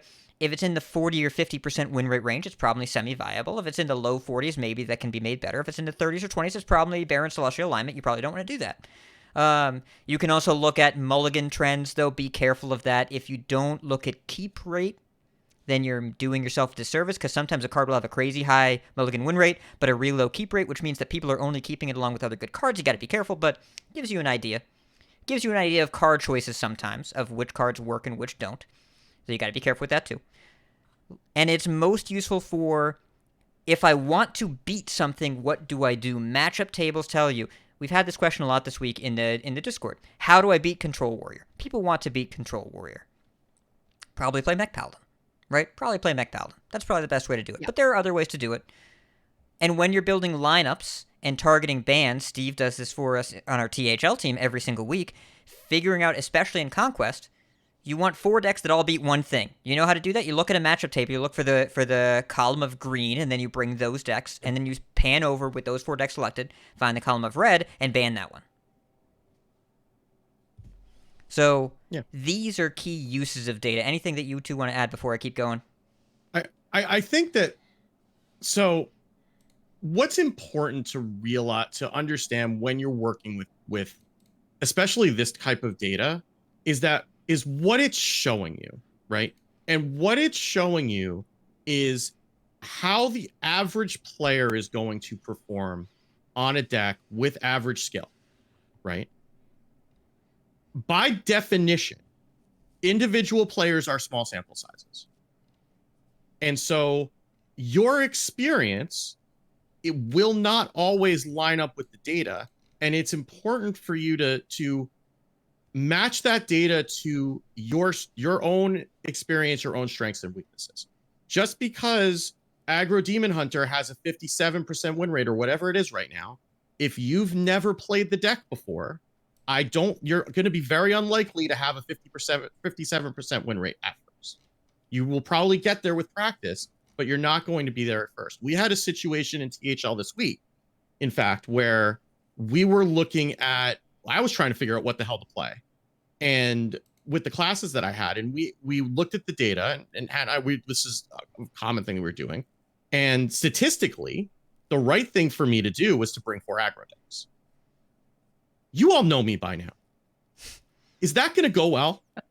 It's not going to go well. I don't think so. Because, I mean, not that I can't go face. I can actually go face. Believe me, I can. It does happen. But also, I didn't have enough practice on those decks. And I know myself as a player that if I'm playing more than one deck that I don't know well, I get in my own head about it, right? And I start doubting myself, and I don't play relaxed, which is the way that I need to play. So we kind of came to the conclusion, you know what? Screw it. Screw the data. I'm going to bring my control decks that I know how to play. If they want to beat me in a control versus control mirror, bring it on. If they want to bring aggro against control, I'll wail on them. Fine. And that's what happened, right? I mean, it was closer than I would have liked, but I won that match. And I'm pretty confident that if I'd gone with a lineup of aggro decks, I probably would have lost, because I would have dropped the game that would have been winnable elsewhere. So, and that kind of goes for the top players too, right? Like there was part of this discussion where some of the top players just say, well, I ignore the stats. And if you are, one of the top 25, 50 players in the world, that might be correct, right? Because at the end of the day, what the average player's experience is less relevant to you. Because, I mean, and it's kind of the difference between Tom Brady and the 32nd best quarterback in the NFL. right? Like there's a big gulf between even the top 25 players in the world and like the top 1,000. So for them, the data is going to be less relevant, and their own personal performance is going to be more relevant. But they also have more resources to do testing and practicing and stuff like that, and understand where they can get edges. But I think that's kind of go ahead. Sorry. I think that sort of mentality is also why in that finals, Boar Priest ended up being banned both times, because there is this top level mentality that Boar Priest is the best deck. Now, if it were me there, I would say, full disrespect, if you think you're that good on it, I'm going to make you do it, because that deck involves a lot of thinking, and I'm going to fatigue you in terms of having to put the effort into it. If it's that effortless for you, sure, but I'm willing to bet that it's going to take some effort, and if they make a single mistake on that deck, it's going to go badly. So I would have probably banned Warrior in those finals matchups rather than the Priest. But I think that it's easy to get caught up sometimes in, well, the pros say this. And for most of us, we don't know how far down that extends in terms of applicability.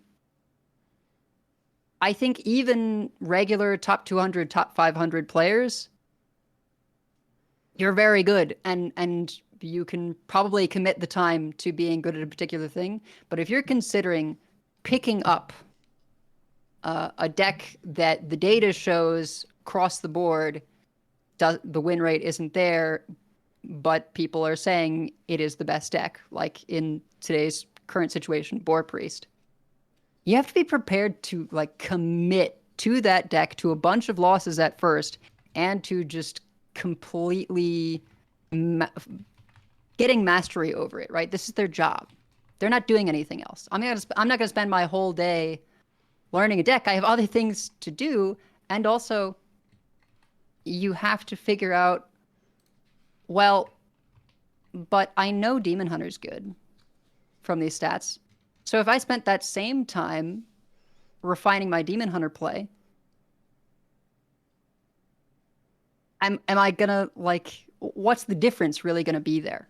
Because we know the Demon Hunter is really good.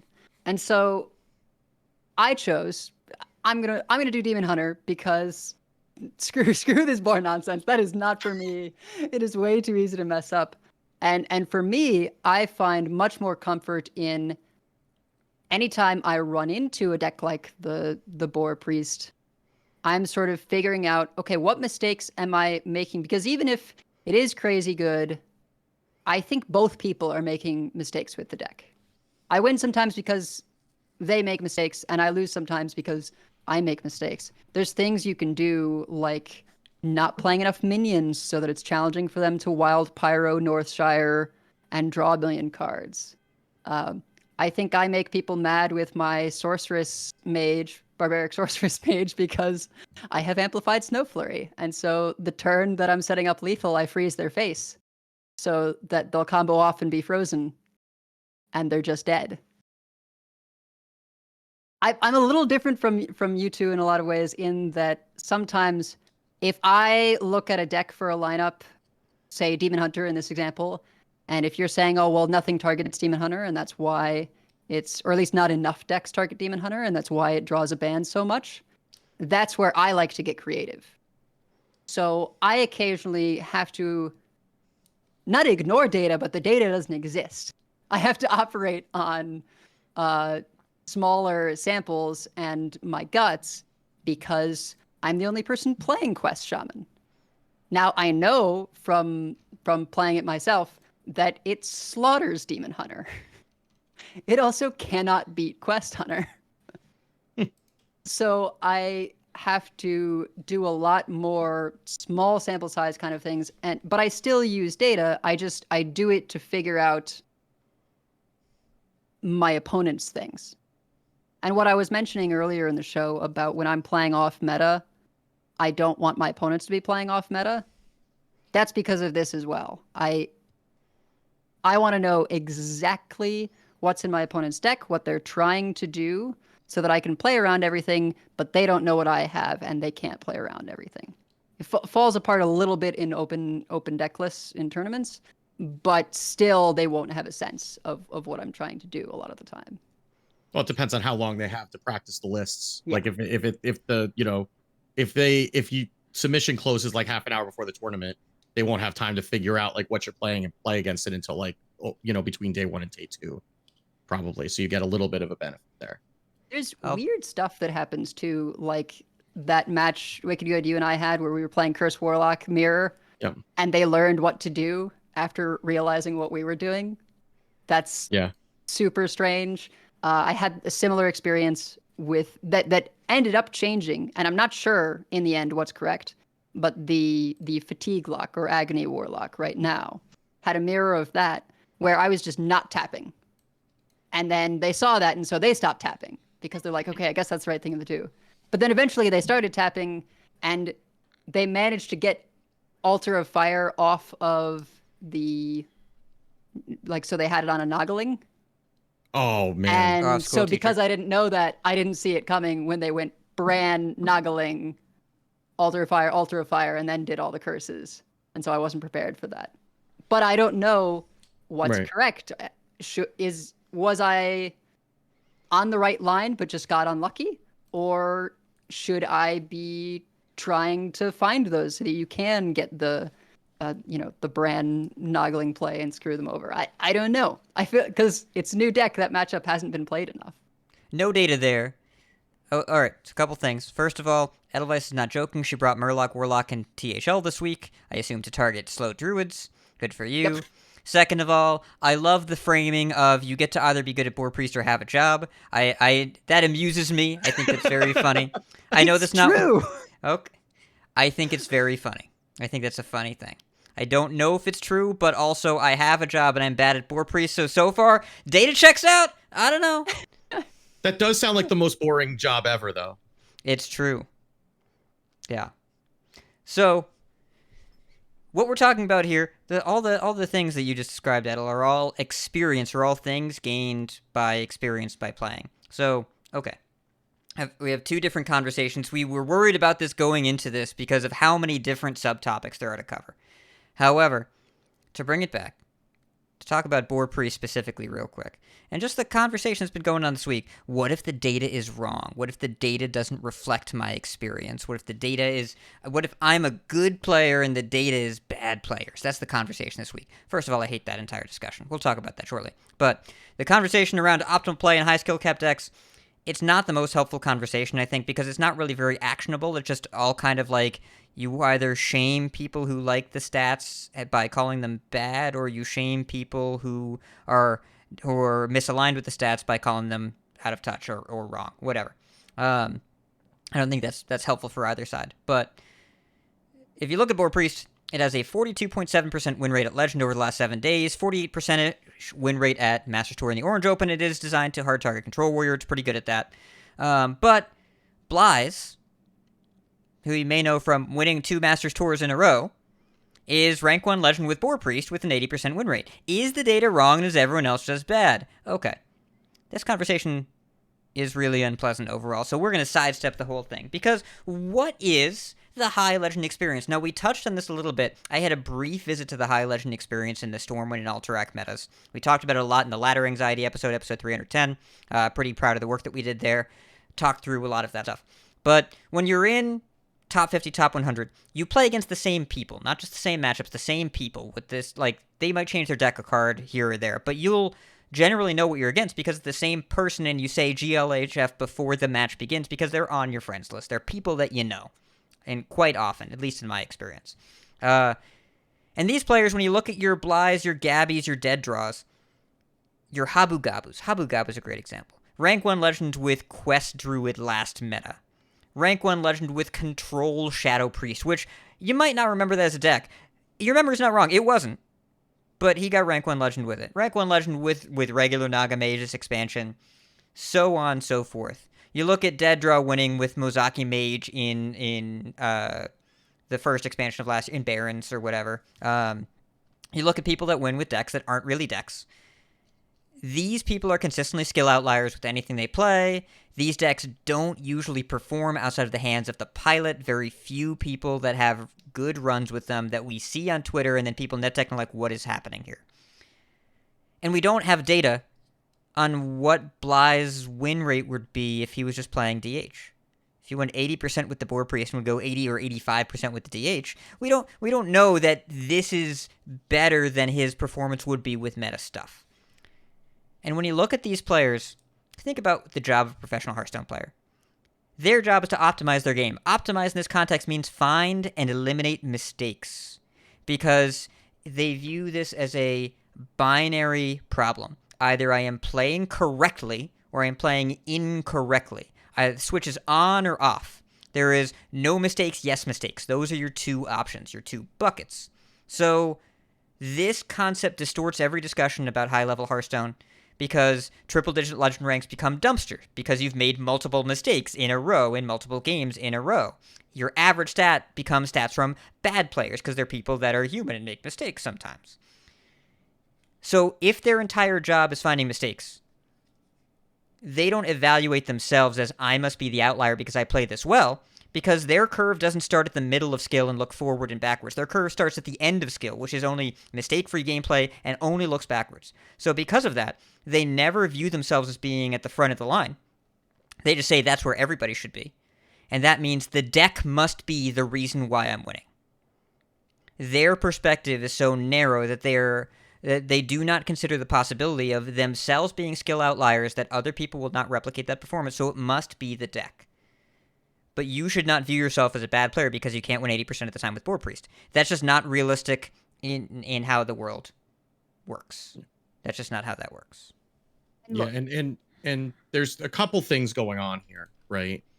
One is that statistics are designed to tell us how the average player is going to, or average anything, but in this case, the average player is going to perform.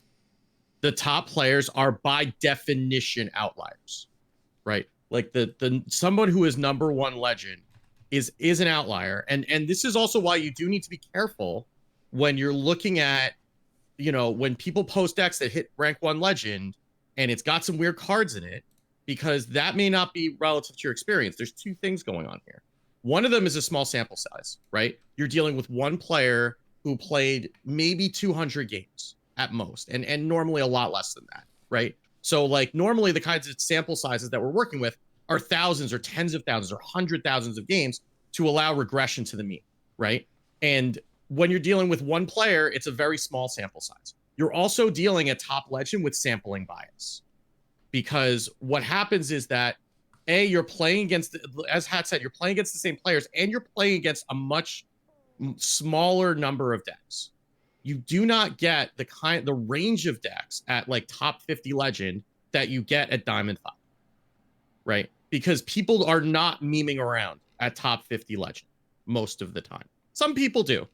It happens. But most of the players you're playing against, they're playing whatever the top meta is, and they are sharking, right? Whereas when you try to play that deck, then you go run into, I don't know, like Quest Paladin, and you get smoked because you don't know what the hell is happening, right? I mean, first of all, you lose the first couple turns just trying to figure out what universe you ended up in, and then you lose because you're losing weird stuff, right? So like these decks may be optimized for a very small range of decks that they're going to face, and they do very well at that, whereas you will not. Also, the players who are playing these decks that I don't even want to use the word high skill cap, but that are more involved to play, and they need to be played a certain way, which I think is fair to say with Boar Priest. Like there is a particular way you need to play that deck, and if you just try to play it, you're not and don't understand what you're supposed to be doing. And this was the same thing with like Miracle Priest back when. Like you could play Miracle Priest really wrong in the last meta and end up just flailing, and you wonder how that deck ever wins. And Boar Priest is, I think, the same type of thing. There are decks that it doesn't make them invalid, but if you play them incorrectly, you will lose, right? And the players who are at those ranks, they tendently have they're savants, right? Like they have a natural instinct for how those are supposed to be played, or they built the thing themselves, so they know exactly what they're trying to do, whereas you're trying to figure it out. So I think that it's worth noting. Guard. High skill cap is a real thing. It has become a meme at this point. There are objectively decks that are harder to play, and if you are better at the deck and more experienced at the game, you are probably going to win more with them. Whereas if you are less experienced, playing against a different field, you are less likely to win with them. That is a real thing. The issue is when the phrase high skill cap is used to define a deck that looks bad in the data, that high-level outlier players win with anyways, is used to justify the deck being good even though the data doesn't show it, air quotes. Right. And I think it's bad to disqualify either direction. I think it's bad to say, oh, they're just, the top players are strictly wrong. And I think it's bad to say that the data is strictly wrong. Like most things, the truth or reality is just somewhere in the middle. All of this is good reference, but like you said, you're facing same people. They're choosing these decks because they're polarizing a lot of the times. Because when you're facing the same folks over and over and you get a sense of, okay, there's a lot of people playing this kind of stuff. I know this deck that could just beat most of those things. And so if you're saying, I haven't seen a Demon Hunter in forever, which is not the case for most of us, let me play some Boar Priest. And someone else is like, gosh, a bunch of people are playing Boar Priest. Let me play some Alignment Druid. Or more recently, this Agony Warlock, because if you wait until they have few cards left and they're trading and you play Altar of Fire and you just hit the, summon your Death Rattles, they just lose the game. So these decks are polarizing and intended to target very specific things that are going on. When you have much broader metas, you can't do that. I said earlier on stream today, okay, I need to play Demon Hunter so I can climb a bit, so I know I'm going to see Demon Hunters and Warriors, and I can play Quest Shaman. Because I can't play Quest Shaman into Mech Paladin and Wildfire Naga Mage and Quest Hunter. Like, I can't play it into those huge varieties, but I can stomp on Demon Hunter with that deck. So... Yeah, I tanked enough at the end of the month to find out that I had, like, a pretty rough matchup into Quest EH, right? Like, I don't have a plan for that. I don't have a plan for Quest EH. Yeah, so, and I think it's also important, right, to, like, understand your own, like, when you're looking at this data, right, like, understanding your strengths and your weaknesses, and generally, like, just because the data says that you're going to be favored against such and such a matchup, if you've never played the deck before, knock 5 points off that. Knock 5% off that. If this is the only deck that you've played from the beginning of the meta to now, maybe you can add 5% to that. Like, this has been, I brought Priest almost every week in the last meta in THL when I had no business bringing Priest based on what the meta was saying. Like, I brought Quest Priest and won with it. And we would look at the data before it, and it's like, well, they're probably bringing Mozaki Mage. What the hell are you going to do? I'm like, I'm just going to beat it. And I did most of the time, except for that one time that I ate Steffi's Mutinous and then she still killed me with Ignites afterward. But most of the time I would beat it. And I just, I knew that what I had to do was I had to go and find Mutinous and get it on curve and eat the Mozaki. And it worked more often than it didn't. Right. But that's something that I knew from playing however many games of Quest Priest when nobody's playing Quest Priest. So I knew that my experience was not necessarily the same as what the data is showing. But that's what's important to understand. Like, you need to match your experience to the data, which is why when we had a conversation in the Discord about building conquest lineups, and there was a question of, like, where does listing the decks that you're comfortable with fall on the list of steps before you build a lineup? And my feeling is that should be fairly early on, right? Not to say that you let that lock you out of playing a deck you've never played before, because you can always jam a bunch of games of a deck and learn it before an event. But if you're not somebody who has unlimited time, there's a limit to how many decks you can do that with. But certainly you want to start with what decks do I know how to play, fairly well, and then maybe I add one in that I need to learn. Because if you don't know a deck well, that will come out in tournament play, right?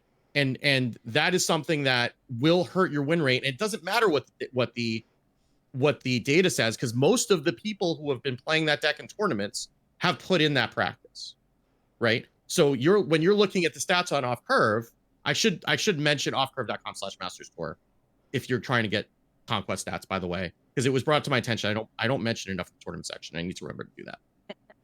Which is where all these stats are coming, right? But if you're looking at those stats for qualifiers, most of the people who are playing in those qualifiers have jammed a lot of those games on those decks. And so if you haven't, then your results are not going to match theirs because you haven't put in that work and don't have that experience. Yeah. These are predictors of the average aggregate experience. But that's all the data is a predictor of the average experience. It is not going to tell you how you're going to do. It's going to give you a rough idea of what you're looking for. I'll use data a lot of the times. If there's a matchup that shows statistically favorable that I keep losing as the favored deck, I will look at the mulligan guides and see what I'm doing wrong, because I'm probably making decisions that don't align with what people have done in the past that has been successful. So there's opportunity to use that to regress more towards the mean. If we're below the mean, if we want to hit the average, then we can use data to guide us there. But it's just not this magic tool to tell us what's going to win. Now, it's like there can be time in a Conquest lineup. My prep process is rather infamously organic. As in, I will steal a lineup 30 minutes before. I'll roughly think about decks, submit the lineup, and then find the deck list shortly after. But there was a lineup that I used last week where I was targeting Slow Druid. So I net decked a lineup that had four minion-based aggro decks. I had never played the Beast Druid before, but I've played a lot of Beast Druid in past metas, and I know how to curve 1-drop into 2-drop, and it was fine. I would never do that with Boar Priest. I have resisted submitting Warrior in any lineup this week because I don't want to play it and it doesn't come naturally to me, and I'm banning Demon Hunter, so what's the point? So I instead justified a reason to not do it because it's well outside my comfort zone. I wasn't going to be able to pick it up on the fly. You'll be able to learn that on your own. So to wrap up the high skill... Oh, go ahead. Go. Oh, just continuing with what you were saying there. Pick decks you like to play. Yeah. Part of why the pros have these crazy lists that are high skill pack is because that's what they enjoy. They like doing something like Boar Priest, something like Agony Warlock, more than they like Demon Hunter. More than they like these other things that they consider linear, right? They hate Quest Warrior, they hate Mech Mage and Mech Paladin, things that they would call curve decks. It's not that curve decks aren't good, they can be, but they're predictable, there aren't as many different lines, so it's not as interesting to them. I think if you don't like playing Boar Priest, don't play Boar Priest. As Hat was saying, Warrior's good right now. He doesn't like it, so he shouldn't play it. What you were saying about aggro decks, Wicked Good, it's not your thing. For me, I play kind of whatever. I like playing weird stuff, but I also love aggro decks. I'm fine with Curve. I loved Odd Rogue. I played Odd Rogue to one of my highest legend finishes ever because I liked the deck. And I know it's not that in-depth a thing, but I enjoyed the just like get a bunch of damage, hit him in the face, Hench Clan thugs, and Myras, draw the rest of your deck, kill them. And I enjoy Demon Hunter right now. When I want to climb, I will switch over to aggro Demon Hunter, usually off stream. I did it on stream today.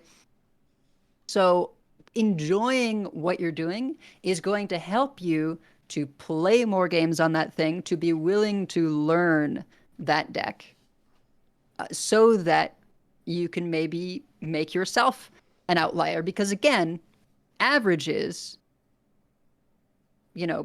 55% is a good win rate. It's a crazy good win rate. But personal stats, I feel weird if I'm not above 60%. And that's ridiculous, right? Above 60% is absurd. But I started playing Demon Hunter, and since I was not playing weird stuff that's untested, kind of what you were saying, Hat, earlier about you were playing 10x and it's not where you should be. That's probably why I was doing so ridiculously well with Demon Hunter. I started out over 80% after 20 games or whatever, because I was playing something that's definitely good, that's meta, and it was showing. You took off the training weights, right? Cause you're used to going 55% with decks that are barely considered decks because, they're whatever. You have experiments and strategies and whatever. You talked about your Quest Shaman, which it beats Demon Hunter, but you had to rank up to get to the Demon Hunters. That's where you were at. And I mean, I know how you play. I've played against you. It's at a certain point, then you align yourself with what you want to do versus what is optimal, I guess, is the phrase we'll use. What is ideal competitively. Yeah. And Kibler's the same way, right? If Kibler were playing Demon Hunter, I'm sure he would do great. But it's not interesting to him. He beat me today at around rank 300 with Colossal Shaman. Right? He coined into a Jara on curve and played a 1-minute glug and killed me. So, like, yeah, Kibler is great. It's a good example of a great player who plays his own stuff and consistently does well with it despite the decks not always translating. They're always popular. You can always see Kibler decks in the stats. They are usually not meta-defining because he knows the way he likes to play and he knows how to win that way, and he has been playing card games for 20-plus years and has been good at all of them. Most people aren't that. And most people aren't going to win with Boar Priest. So to bring this tangent, this long, excellent tangent back around, Boar Priest is a deck for hard-targeting warrior. Players who are consistently skill outliers perform with it. It doesn't translate elsewhere. But the deck clearly improves with play skill. Doesn't mean the deck becomes good with play skill. It means it improves with play skill. Never in the stats, at this time, at least not at this time, does it cross the 50% win rate mark at any statistically relevant sample size, at any bracket that we see. And I think it's important to note there is a recent example of a deck that shows in the data where high skill matters, but it also is a good deck, is Garrote Rogue. Garrote Rogue had a huge jump in performance at 11x MMR or so, top 1k and above, where it was the best deck in the game. And then below that, it was a below 50% win rate at every other rank bracket in the game. The data will show if a deck performs at that level of skill. But when you look at something like Boar Priest, where you're talking about only players that consistently hit single-digit legend numbers are calling it the best deck in the game, that's how you know the player is the outlier there. The player is the reason why it's good. We don't see the player playing other stuff, but if these are people that consistently hit rank 1 legend or top 10 or whatever, they are the thing that is driving the performance here. And it is hard to justify an argument that the deck is busted when it's only people that consistently get single-digit legend numbers that perform with it. Because we have proof when you see a deck that scales with skill, that shows in the data, and is applicable to the highest skill bracket in the game that can be possibly measured, top 1,000 is not a large number of people. There are millions and millions of Hearthstone players. Legend by itself is 1% of the Hearthstone player base. Top 1,000 is a small chunk of that, and you see the skill of the deck scaling with player experience with the deck and player MMR brackets. You'll know if a deck is good at the high level. It is visible, you can see it. If you don't see that, it's something else. Doesn't mean the deck doesn't scale with data. Just means that I don't envision Boar Priest ever getting above that 50% win rate, both because of the matchup polarity, because of the difficulty of play, and because the deck's just not that good. It has its uses. It's relevant for targeting warrior. The deck's just not that good. And I think that's the key, that you also need to understand what the statistics are that you're looking at and how they're supposed to be used, right? Because if you're looking at Boar Priest and you're just looking at the overall deck win rates on my site, and you're looking at 48%, and then you're incredulous at why it's in 3 of 4 top lineups in the Orange Open.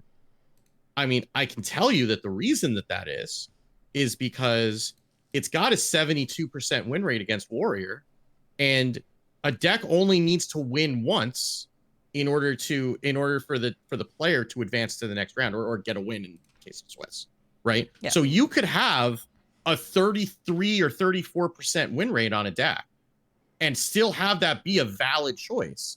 If you're hard targeting Warrior and you don't care about the other two matches, as long as the Warrior never gets a win, then that 34% win rate is fine as long as it's nothing below that, right? So like that's different than ladder, where it's best of one and you're gonna go and you're gonna run into Demon Hunters, you're gonna be sad, right? But in Conquest, that's fine. You'll take the loss to the Demon Hunter, you ban it, you take the loss to the Mech Mage or whatever it is. but you're going to kill the warrior 3 times, and the Boar Priest is part of that strategy.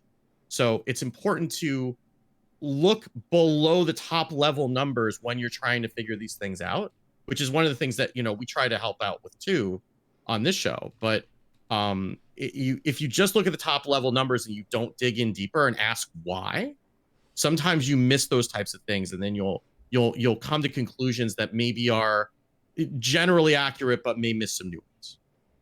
And listeners, I beg of you, if you are going to play this deck, or actually just any deck that you're struggling with, or that seems like bait, you see it online, don't just dive in. Do some research, because most of these lists are unintuitive. This deck and the Agony Warlock. Honestly, even Warrior right now. And to some extent, Demon Hunter. Demon Hunter has some straightforward things, but there are a few less straightforward plays that are important to keep in mind.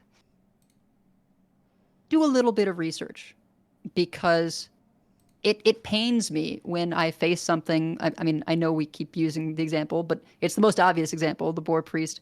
I'll face one, and they'll play Wild Pyro and Northshire Cleric and only draw 1 card because they used the 1 mana restore 3 to everything for a single card earlier.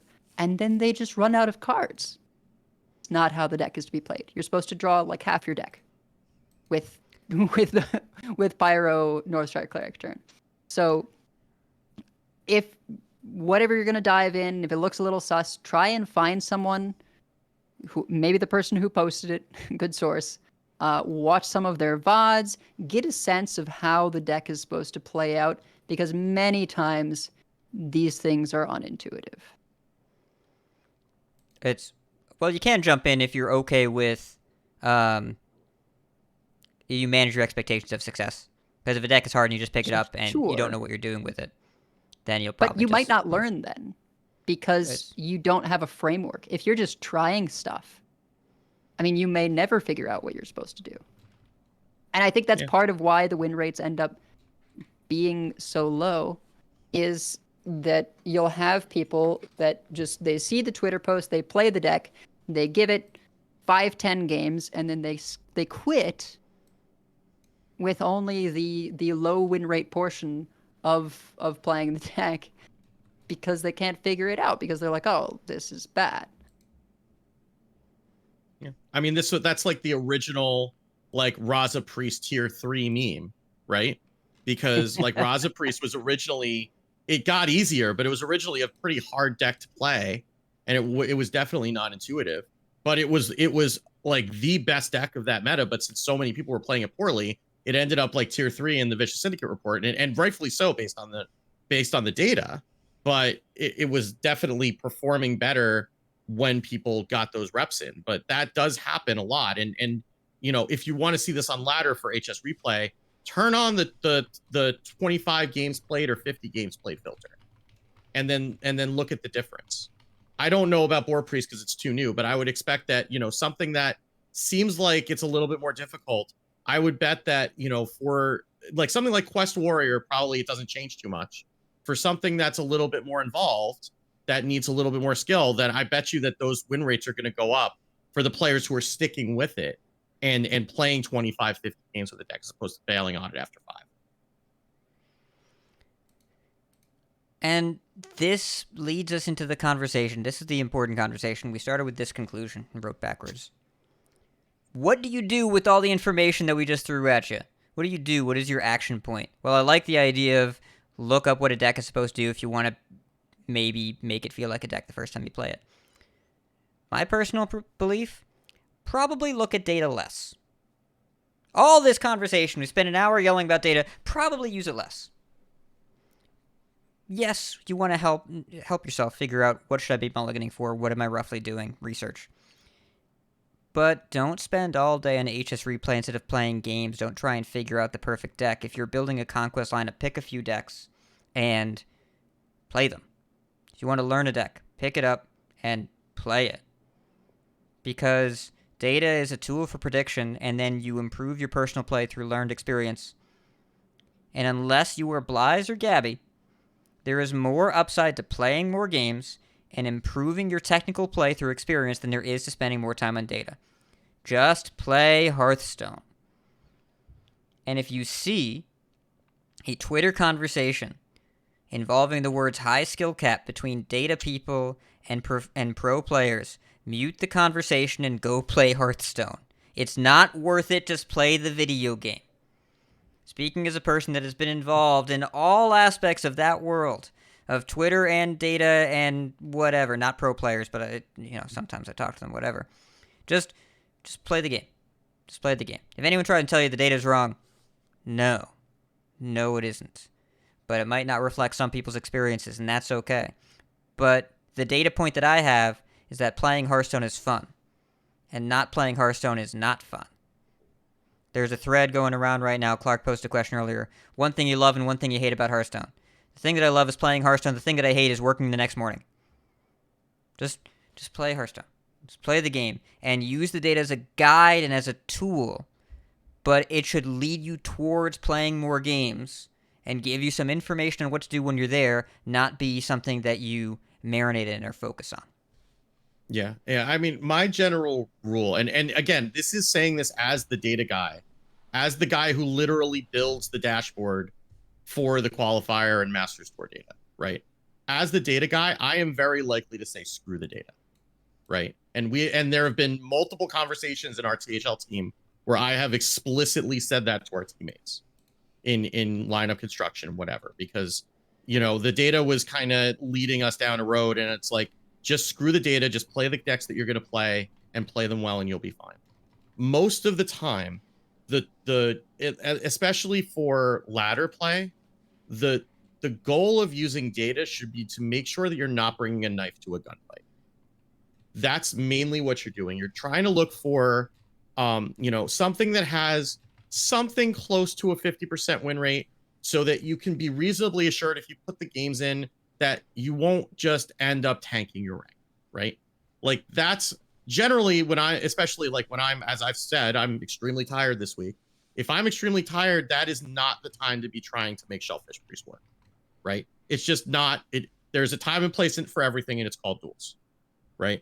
But in standard, it's not the time to do that, because I'm just going to end up angrier, right? I'm just going to end up more tired and more annoyed that I can't win with this stupid deck that shouldn't be winning in the first place.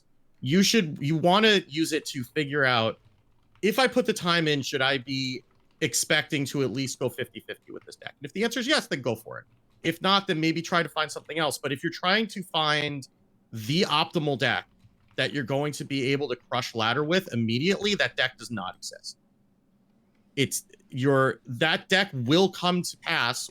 It doesn't matter what the data says. It's whatever you learn the best, and that has a reasonable that isn't just going to get stomped in most matchups. And by the way, you can improve bad matchups. Like, we've had this conversation, I can't remember how many times in Discord, about people who are insta conceding unfavored matchups. Don't do that. The way you're going to learn to improve those matchups is by playing them, right? So you can improve the bad matchups, and you can outperform the data, because you are also an outlier. You're not the same kind of outlier as Blaz or Gabby, but every person by definition is an outlier. Like, none of us are truly average. And you can, if data determine the outcome of the games, we wouldn't need to play them. We just run a simulator, and then you'd end up with your rank again. But you play the games to, because you can affect the outcome. And so use it as a guide, get it to the point where you're using it as a good starting point, but you can't let the data define everything that you're going to do on ladder. You need to take that agency to improve your skills with whatever deck you choose, and then beat people, in those circumstances.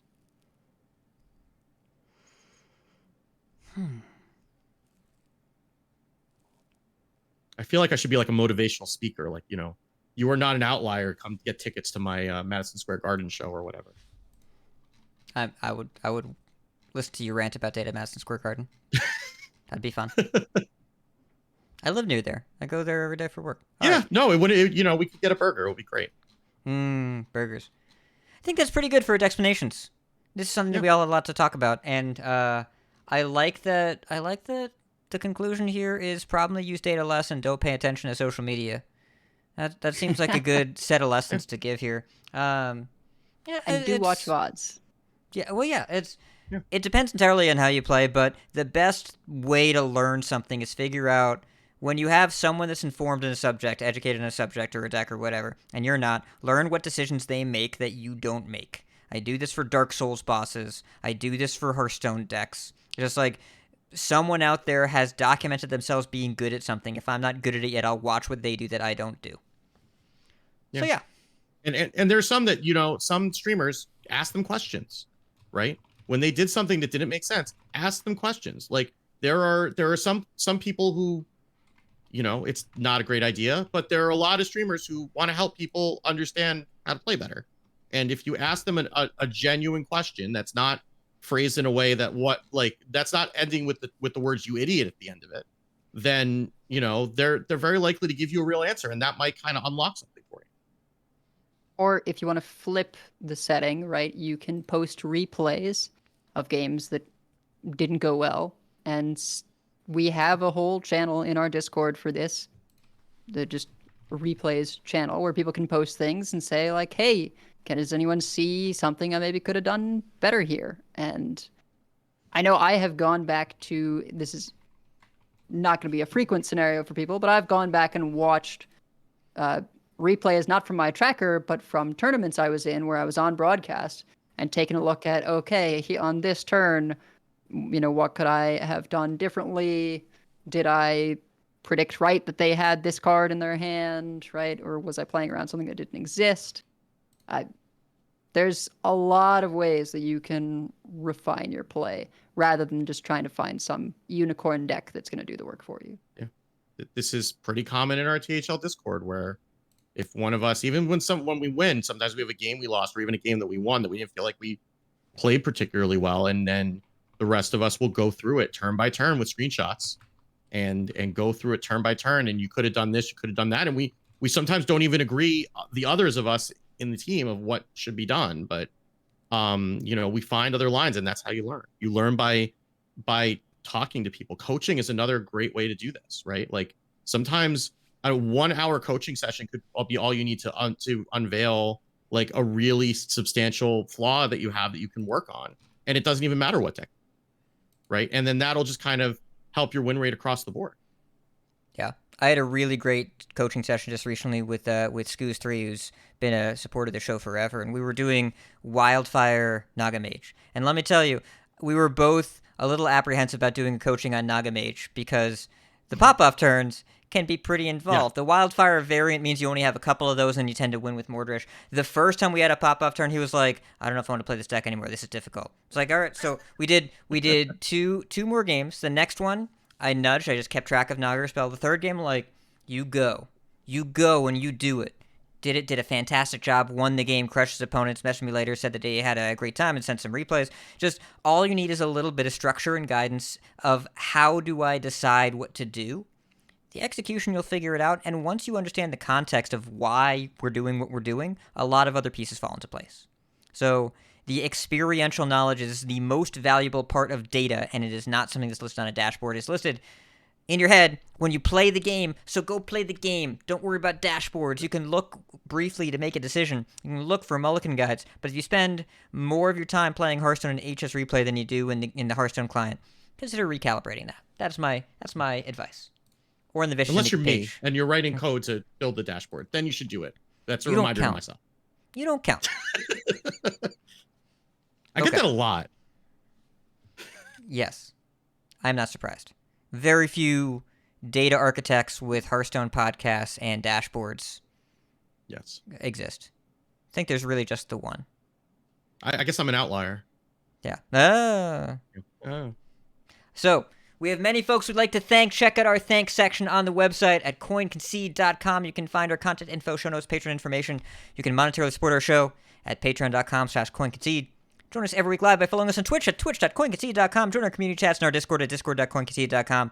Or into our email at coinconcede@gmail.com. Follow us on Twitter at coinconcede. Like, share, and follow us on Facebook at facebook.com/coinconcede. like some CC swag, head over to shop at shop.koikc.com. Big thanks to our producers, Number Theory, Doshi K, Proby1, Crush, Cat, Beef Squatch, David P, Fade to Black, Walu, Jeremy T, and Bottle Caps. And we have subs, so many subs today. Smiley Chris, Eminent Panda, Doshi K, Gun Syndicate, and Proby1. Thank you so much for the subs. Edelweiss, you have some interesting coin conceits. Go ahead.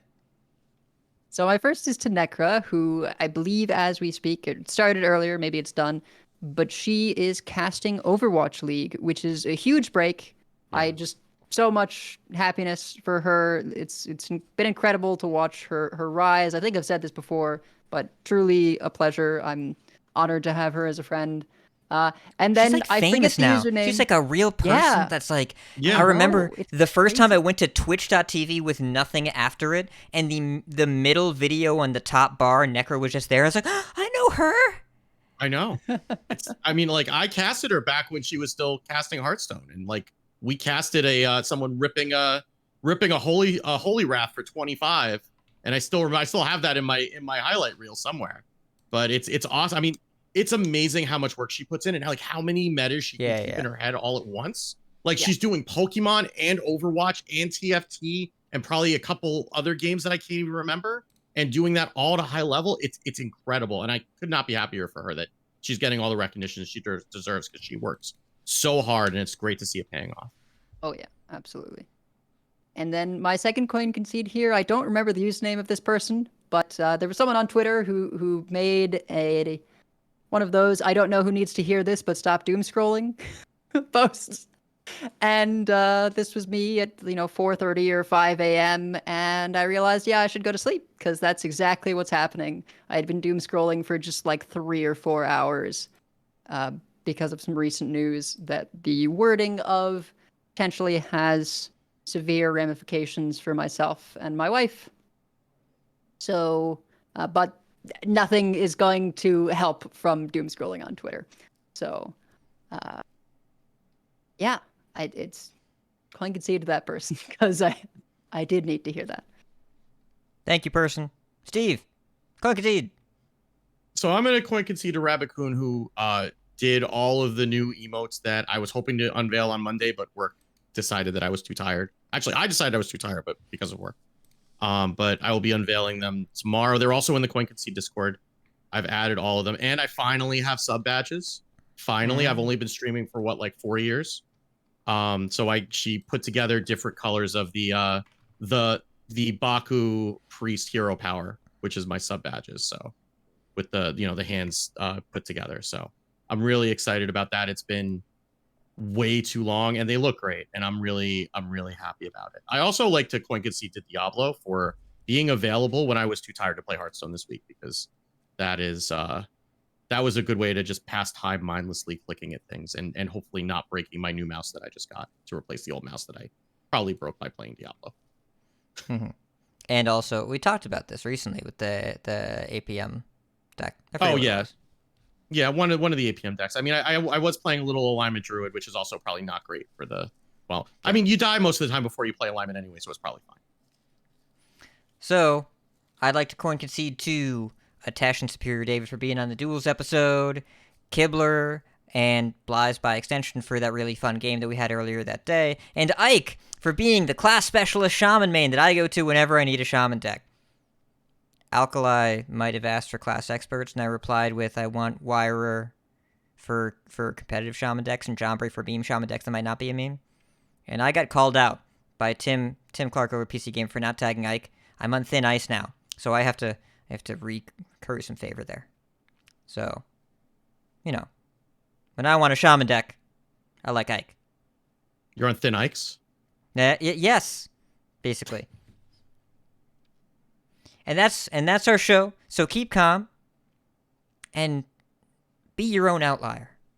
And if you see us on ladder, coin concede. Coin concede. Coin concede. All right. Be your own outlier, title of the show for sure. Okay. Stopping recording. That was all right. Yeah, that was good. I mean, that was... We got a I little didn't think rambly in some places. Yeah, I didn't think we had 2 hours in us, but it looks like we did. I mean, I guess Well, I should have just say that we were talking about data. Of course, we had 2 hours of this. I don't know if rambly is the word. Like it's a really hard topic to keep as a topic and not as a constellation.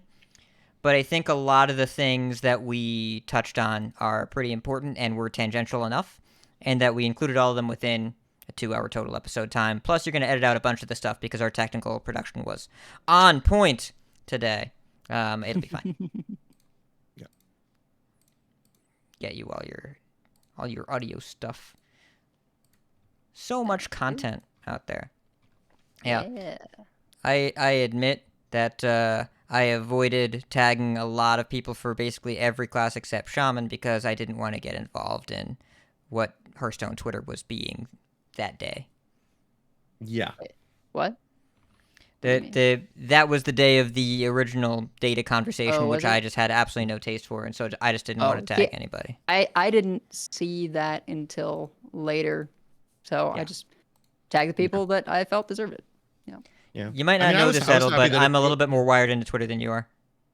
Well, yes. Yeah. Then maybe just a tiny bit. I mean, I was happy that more than a couple people tagged me for Priest when I'm not. I mean, I'm not Zed a lot, but and I don't even really play Priest at like as exclusively as some of the people on there play. Some of those classes, but I'm obnoxious enough about it that I guess I make an impression.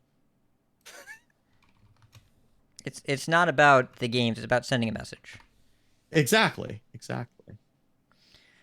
All right. Well, Edel, can you find us someone to raid? Because I never do that, and you're good at knowing who's online. I mean, it depends. So, Luna is streaming. Pizza is streaming.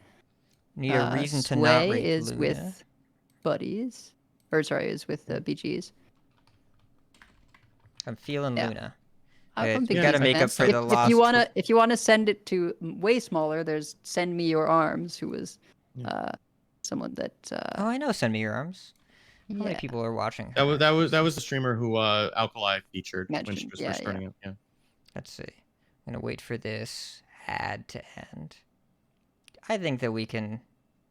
All right. So send me your arms. Alkali featured her, and really really nice lady. Wait, is there a pet? Is that a dog? Okay. Oh well, that I mean and that Luna has a settles 15 it, minute right? delay. Yeah, so, all right. Send me your arms. Super duper nice person. New to the scene. Go and give her some coin seed love. We're going to send y'all over there. Yeah, drop her a follow if you haven't already. Yep.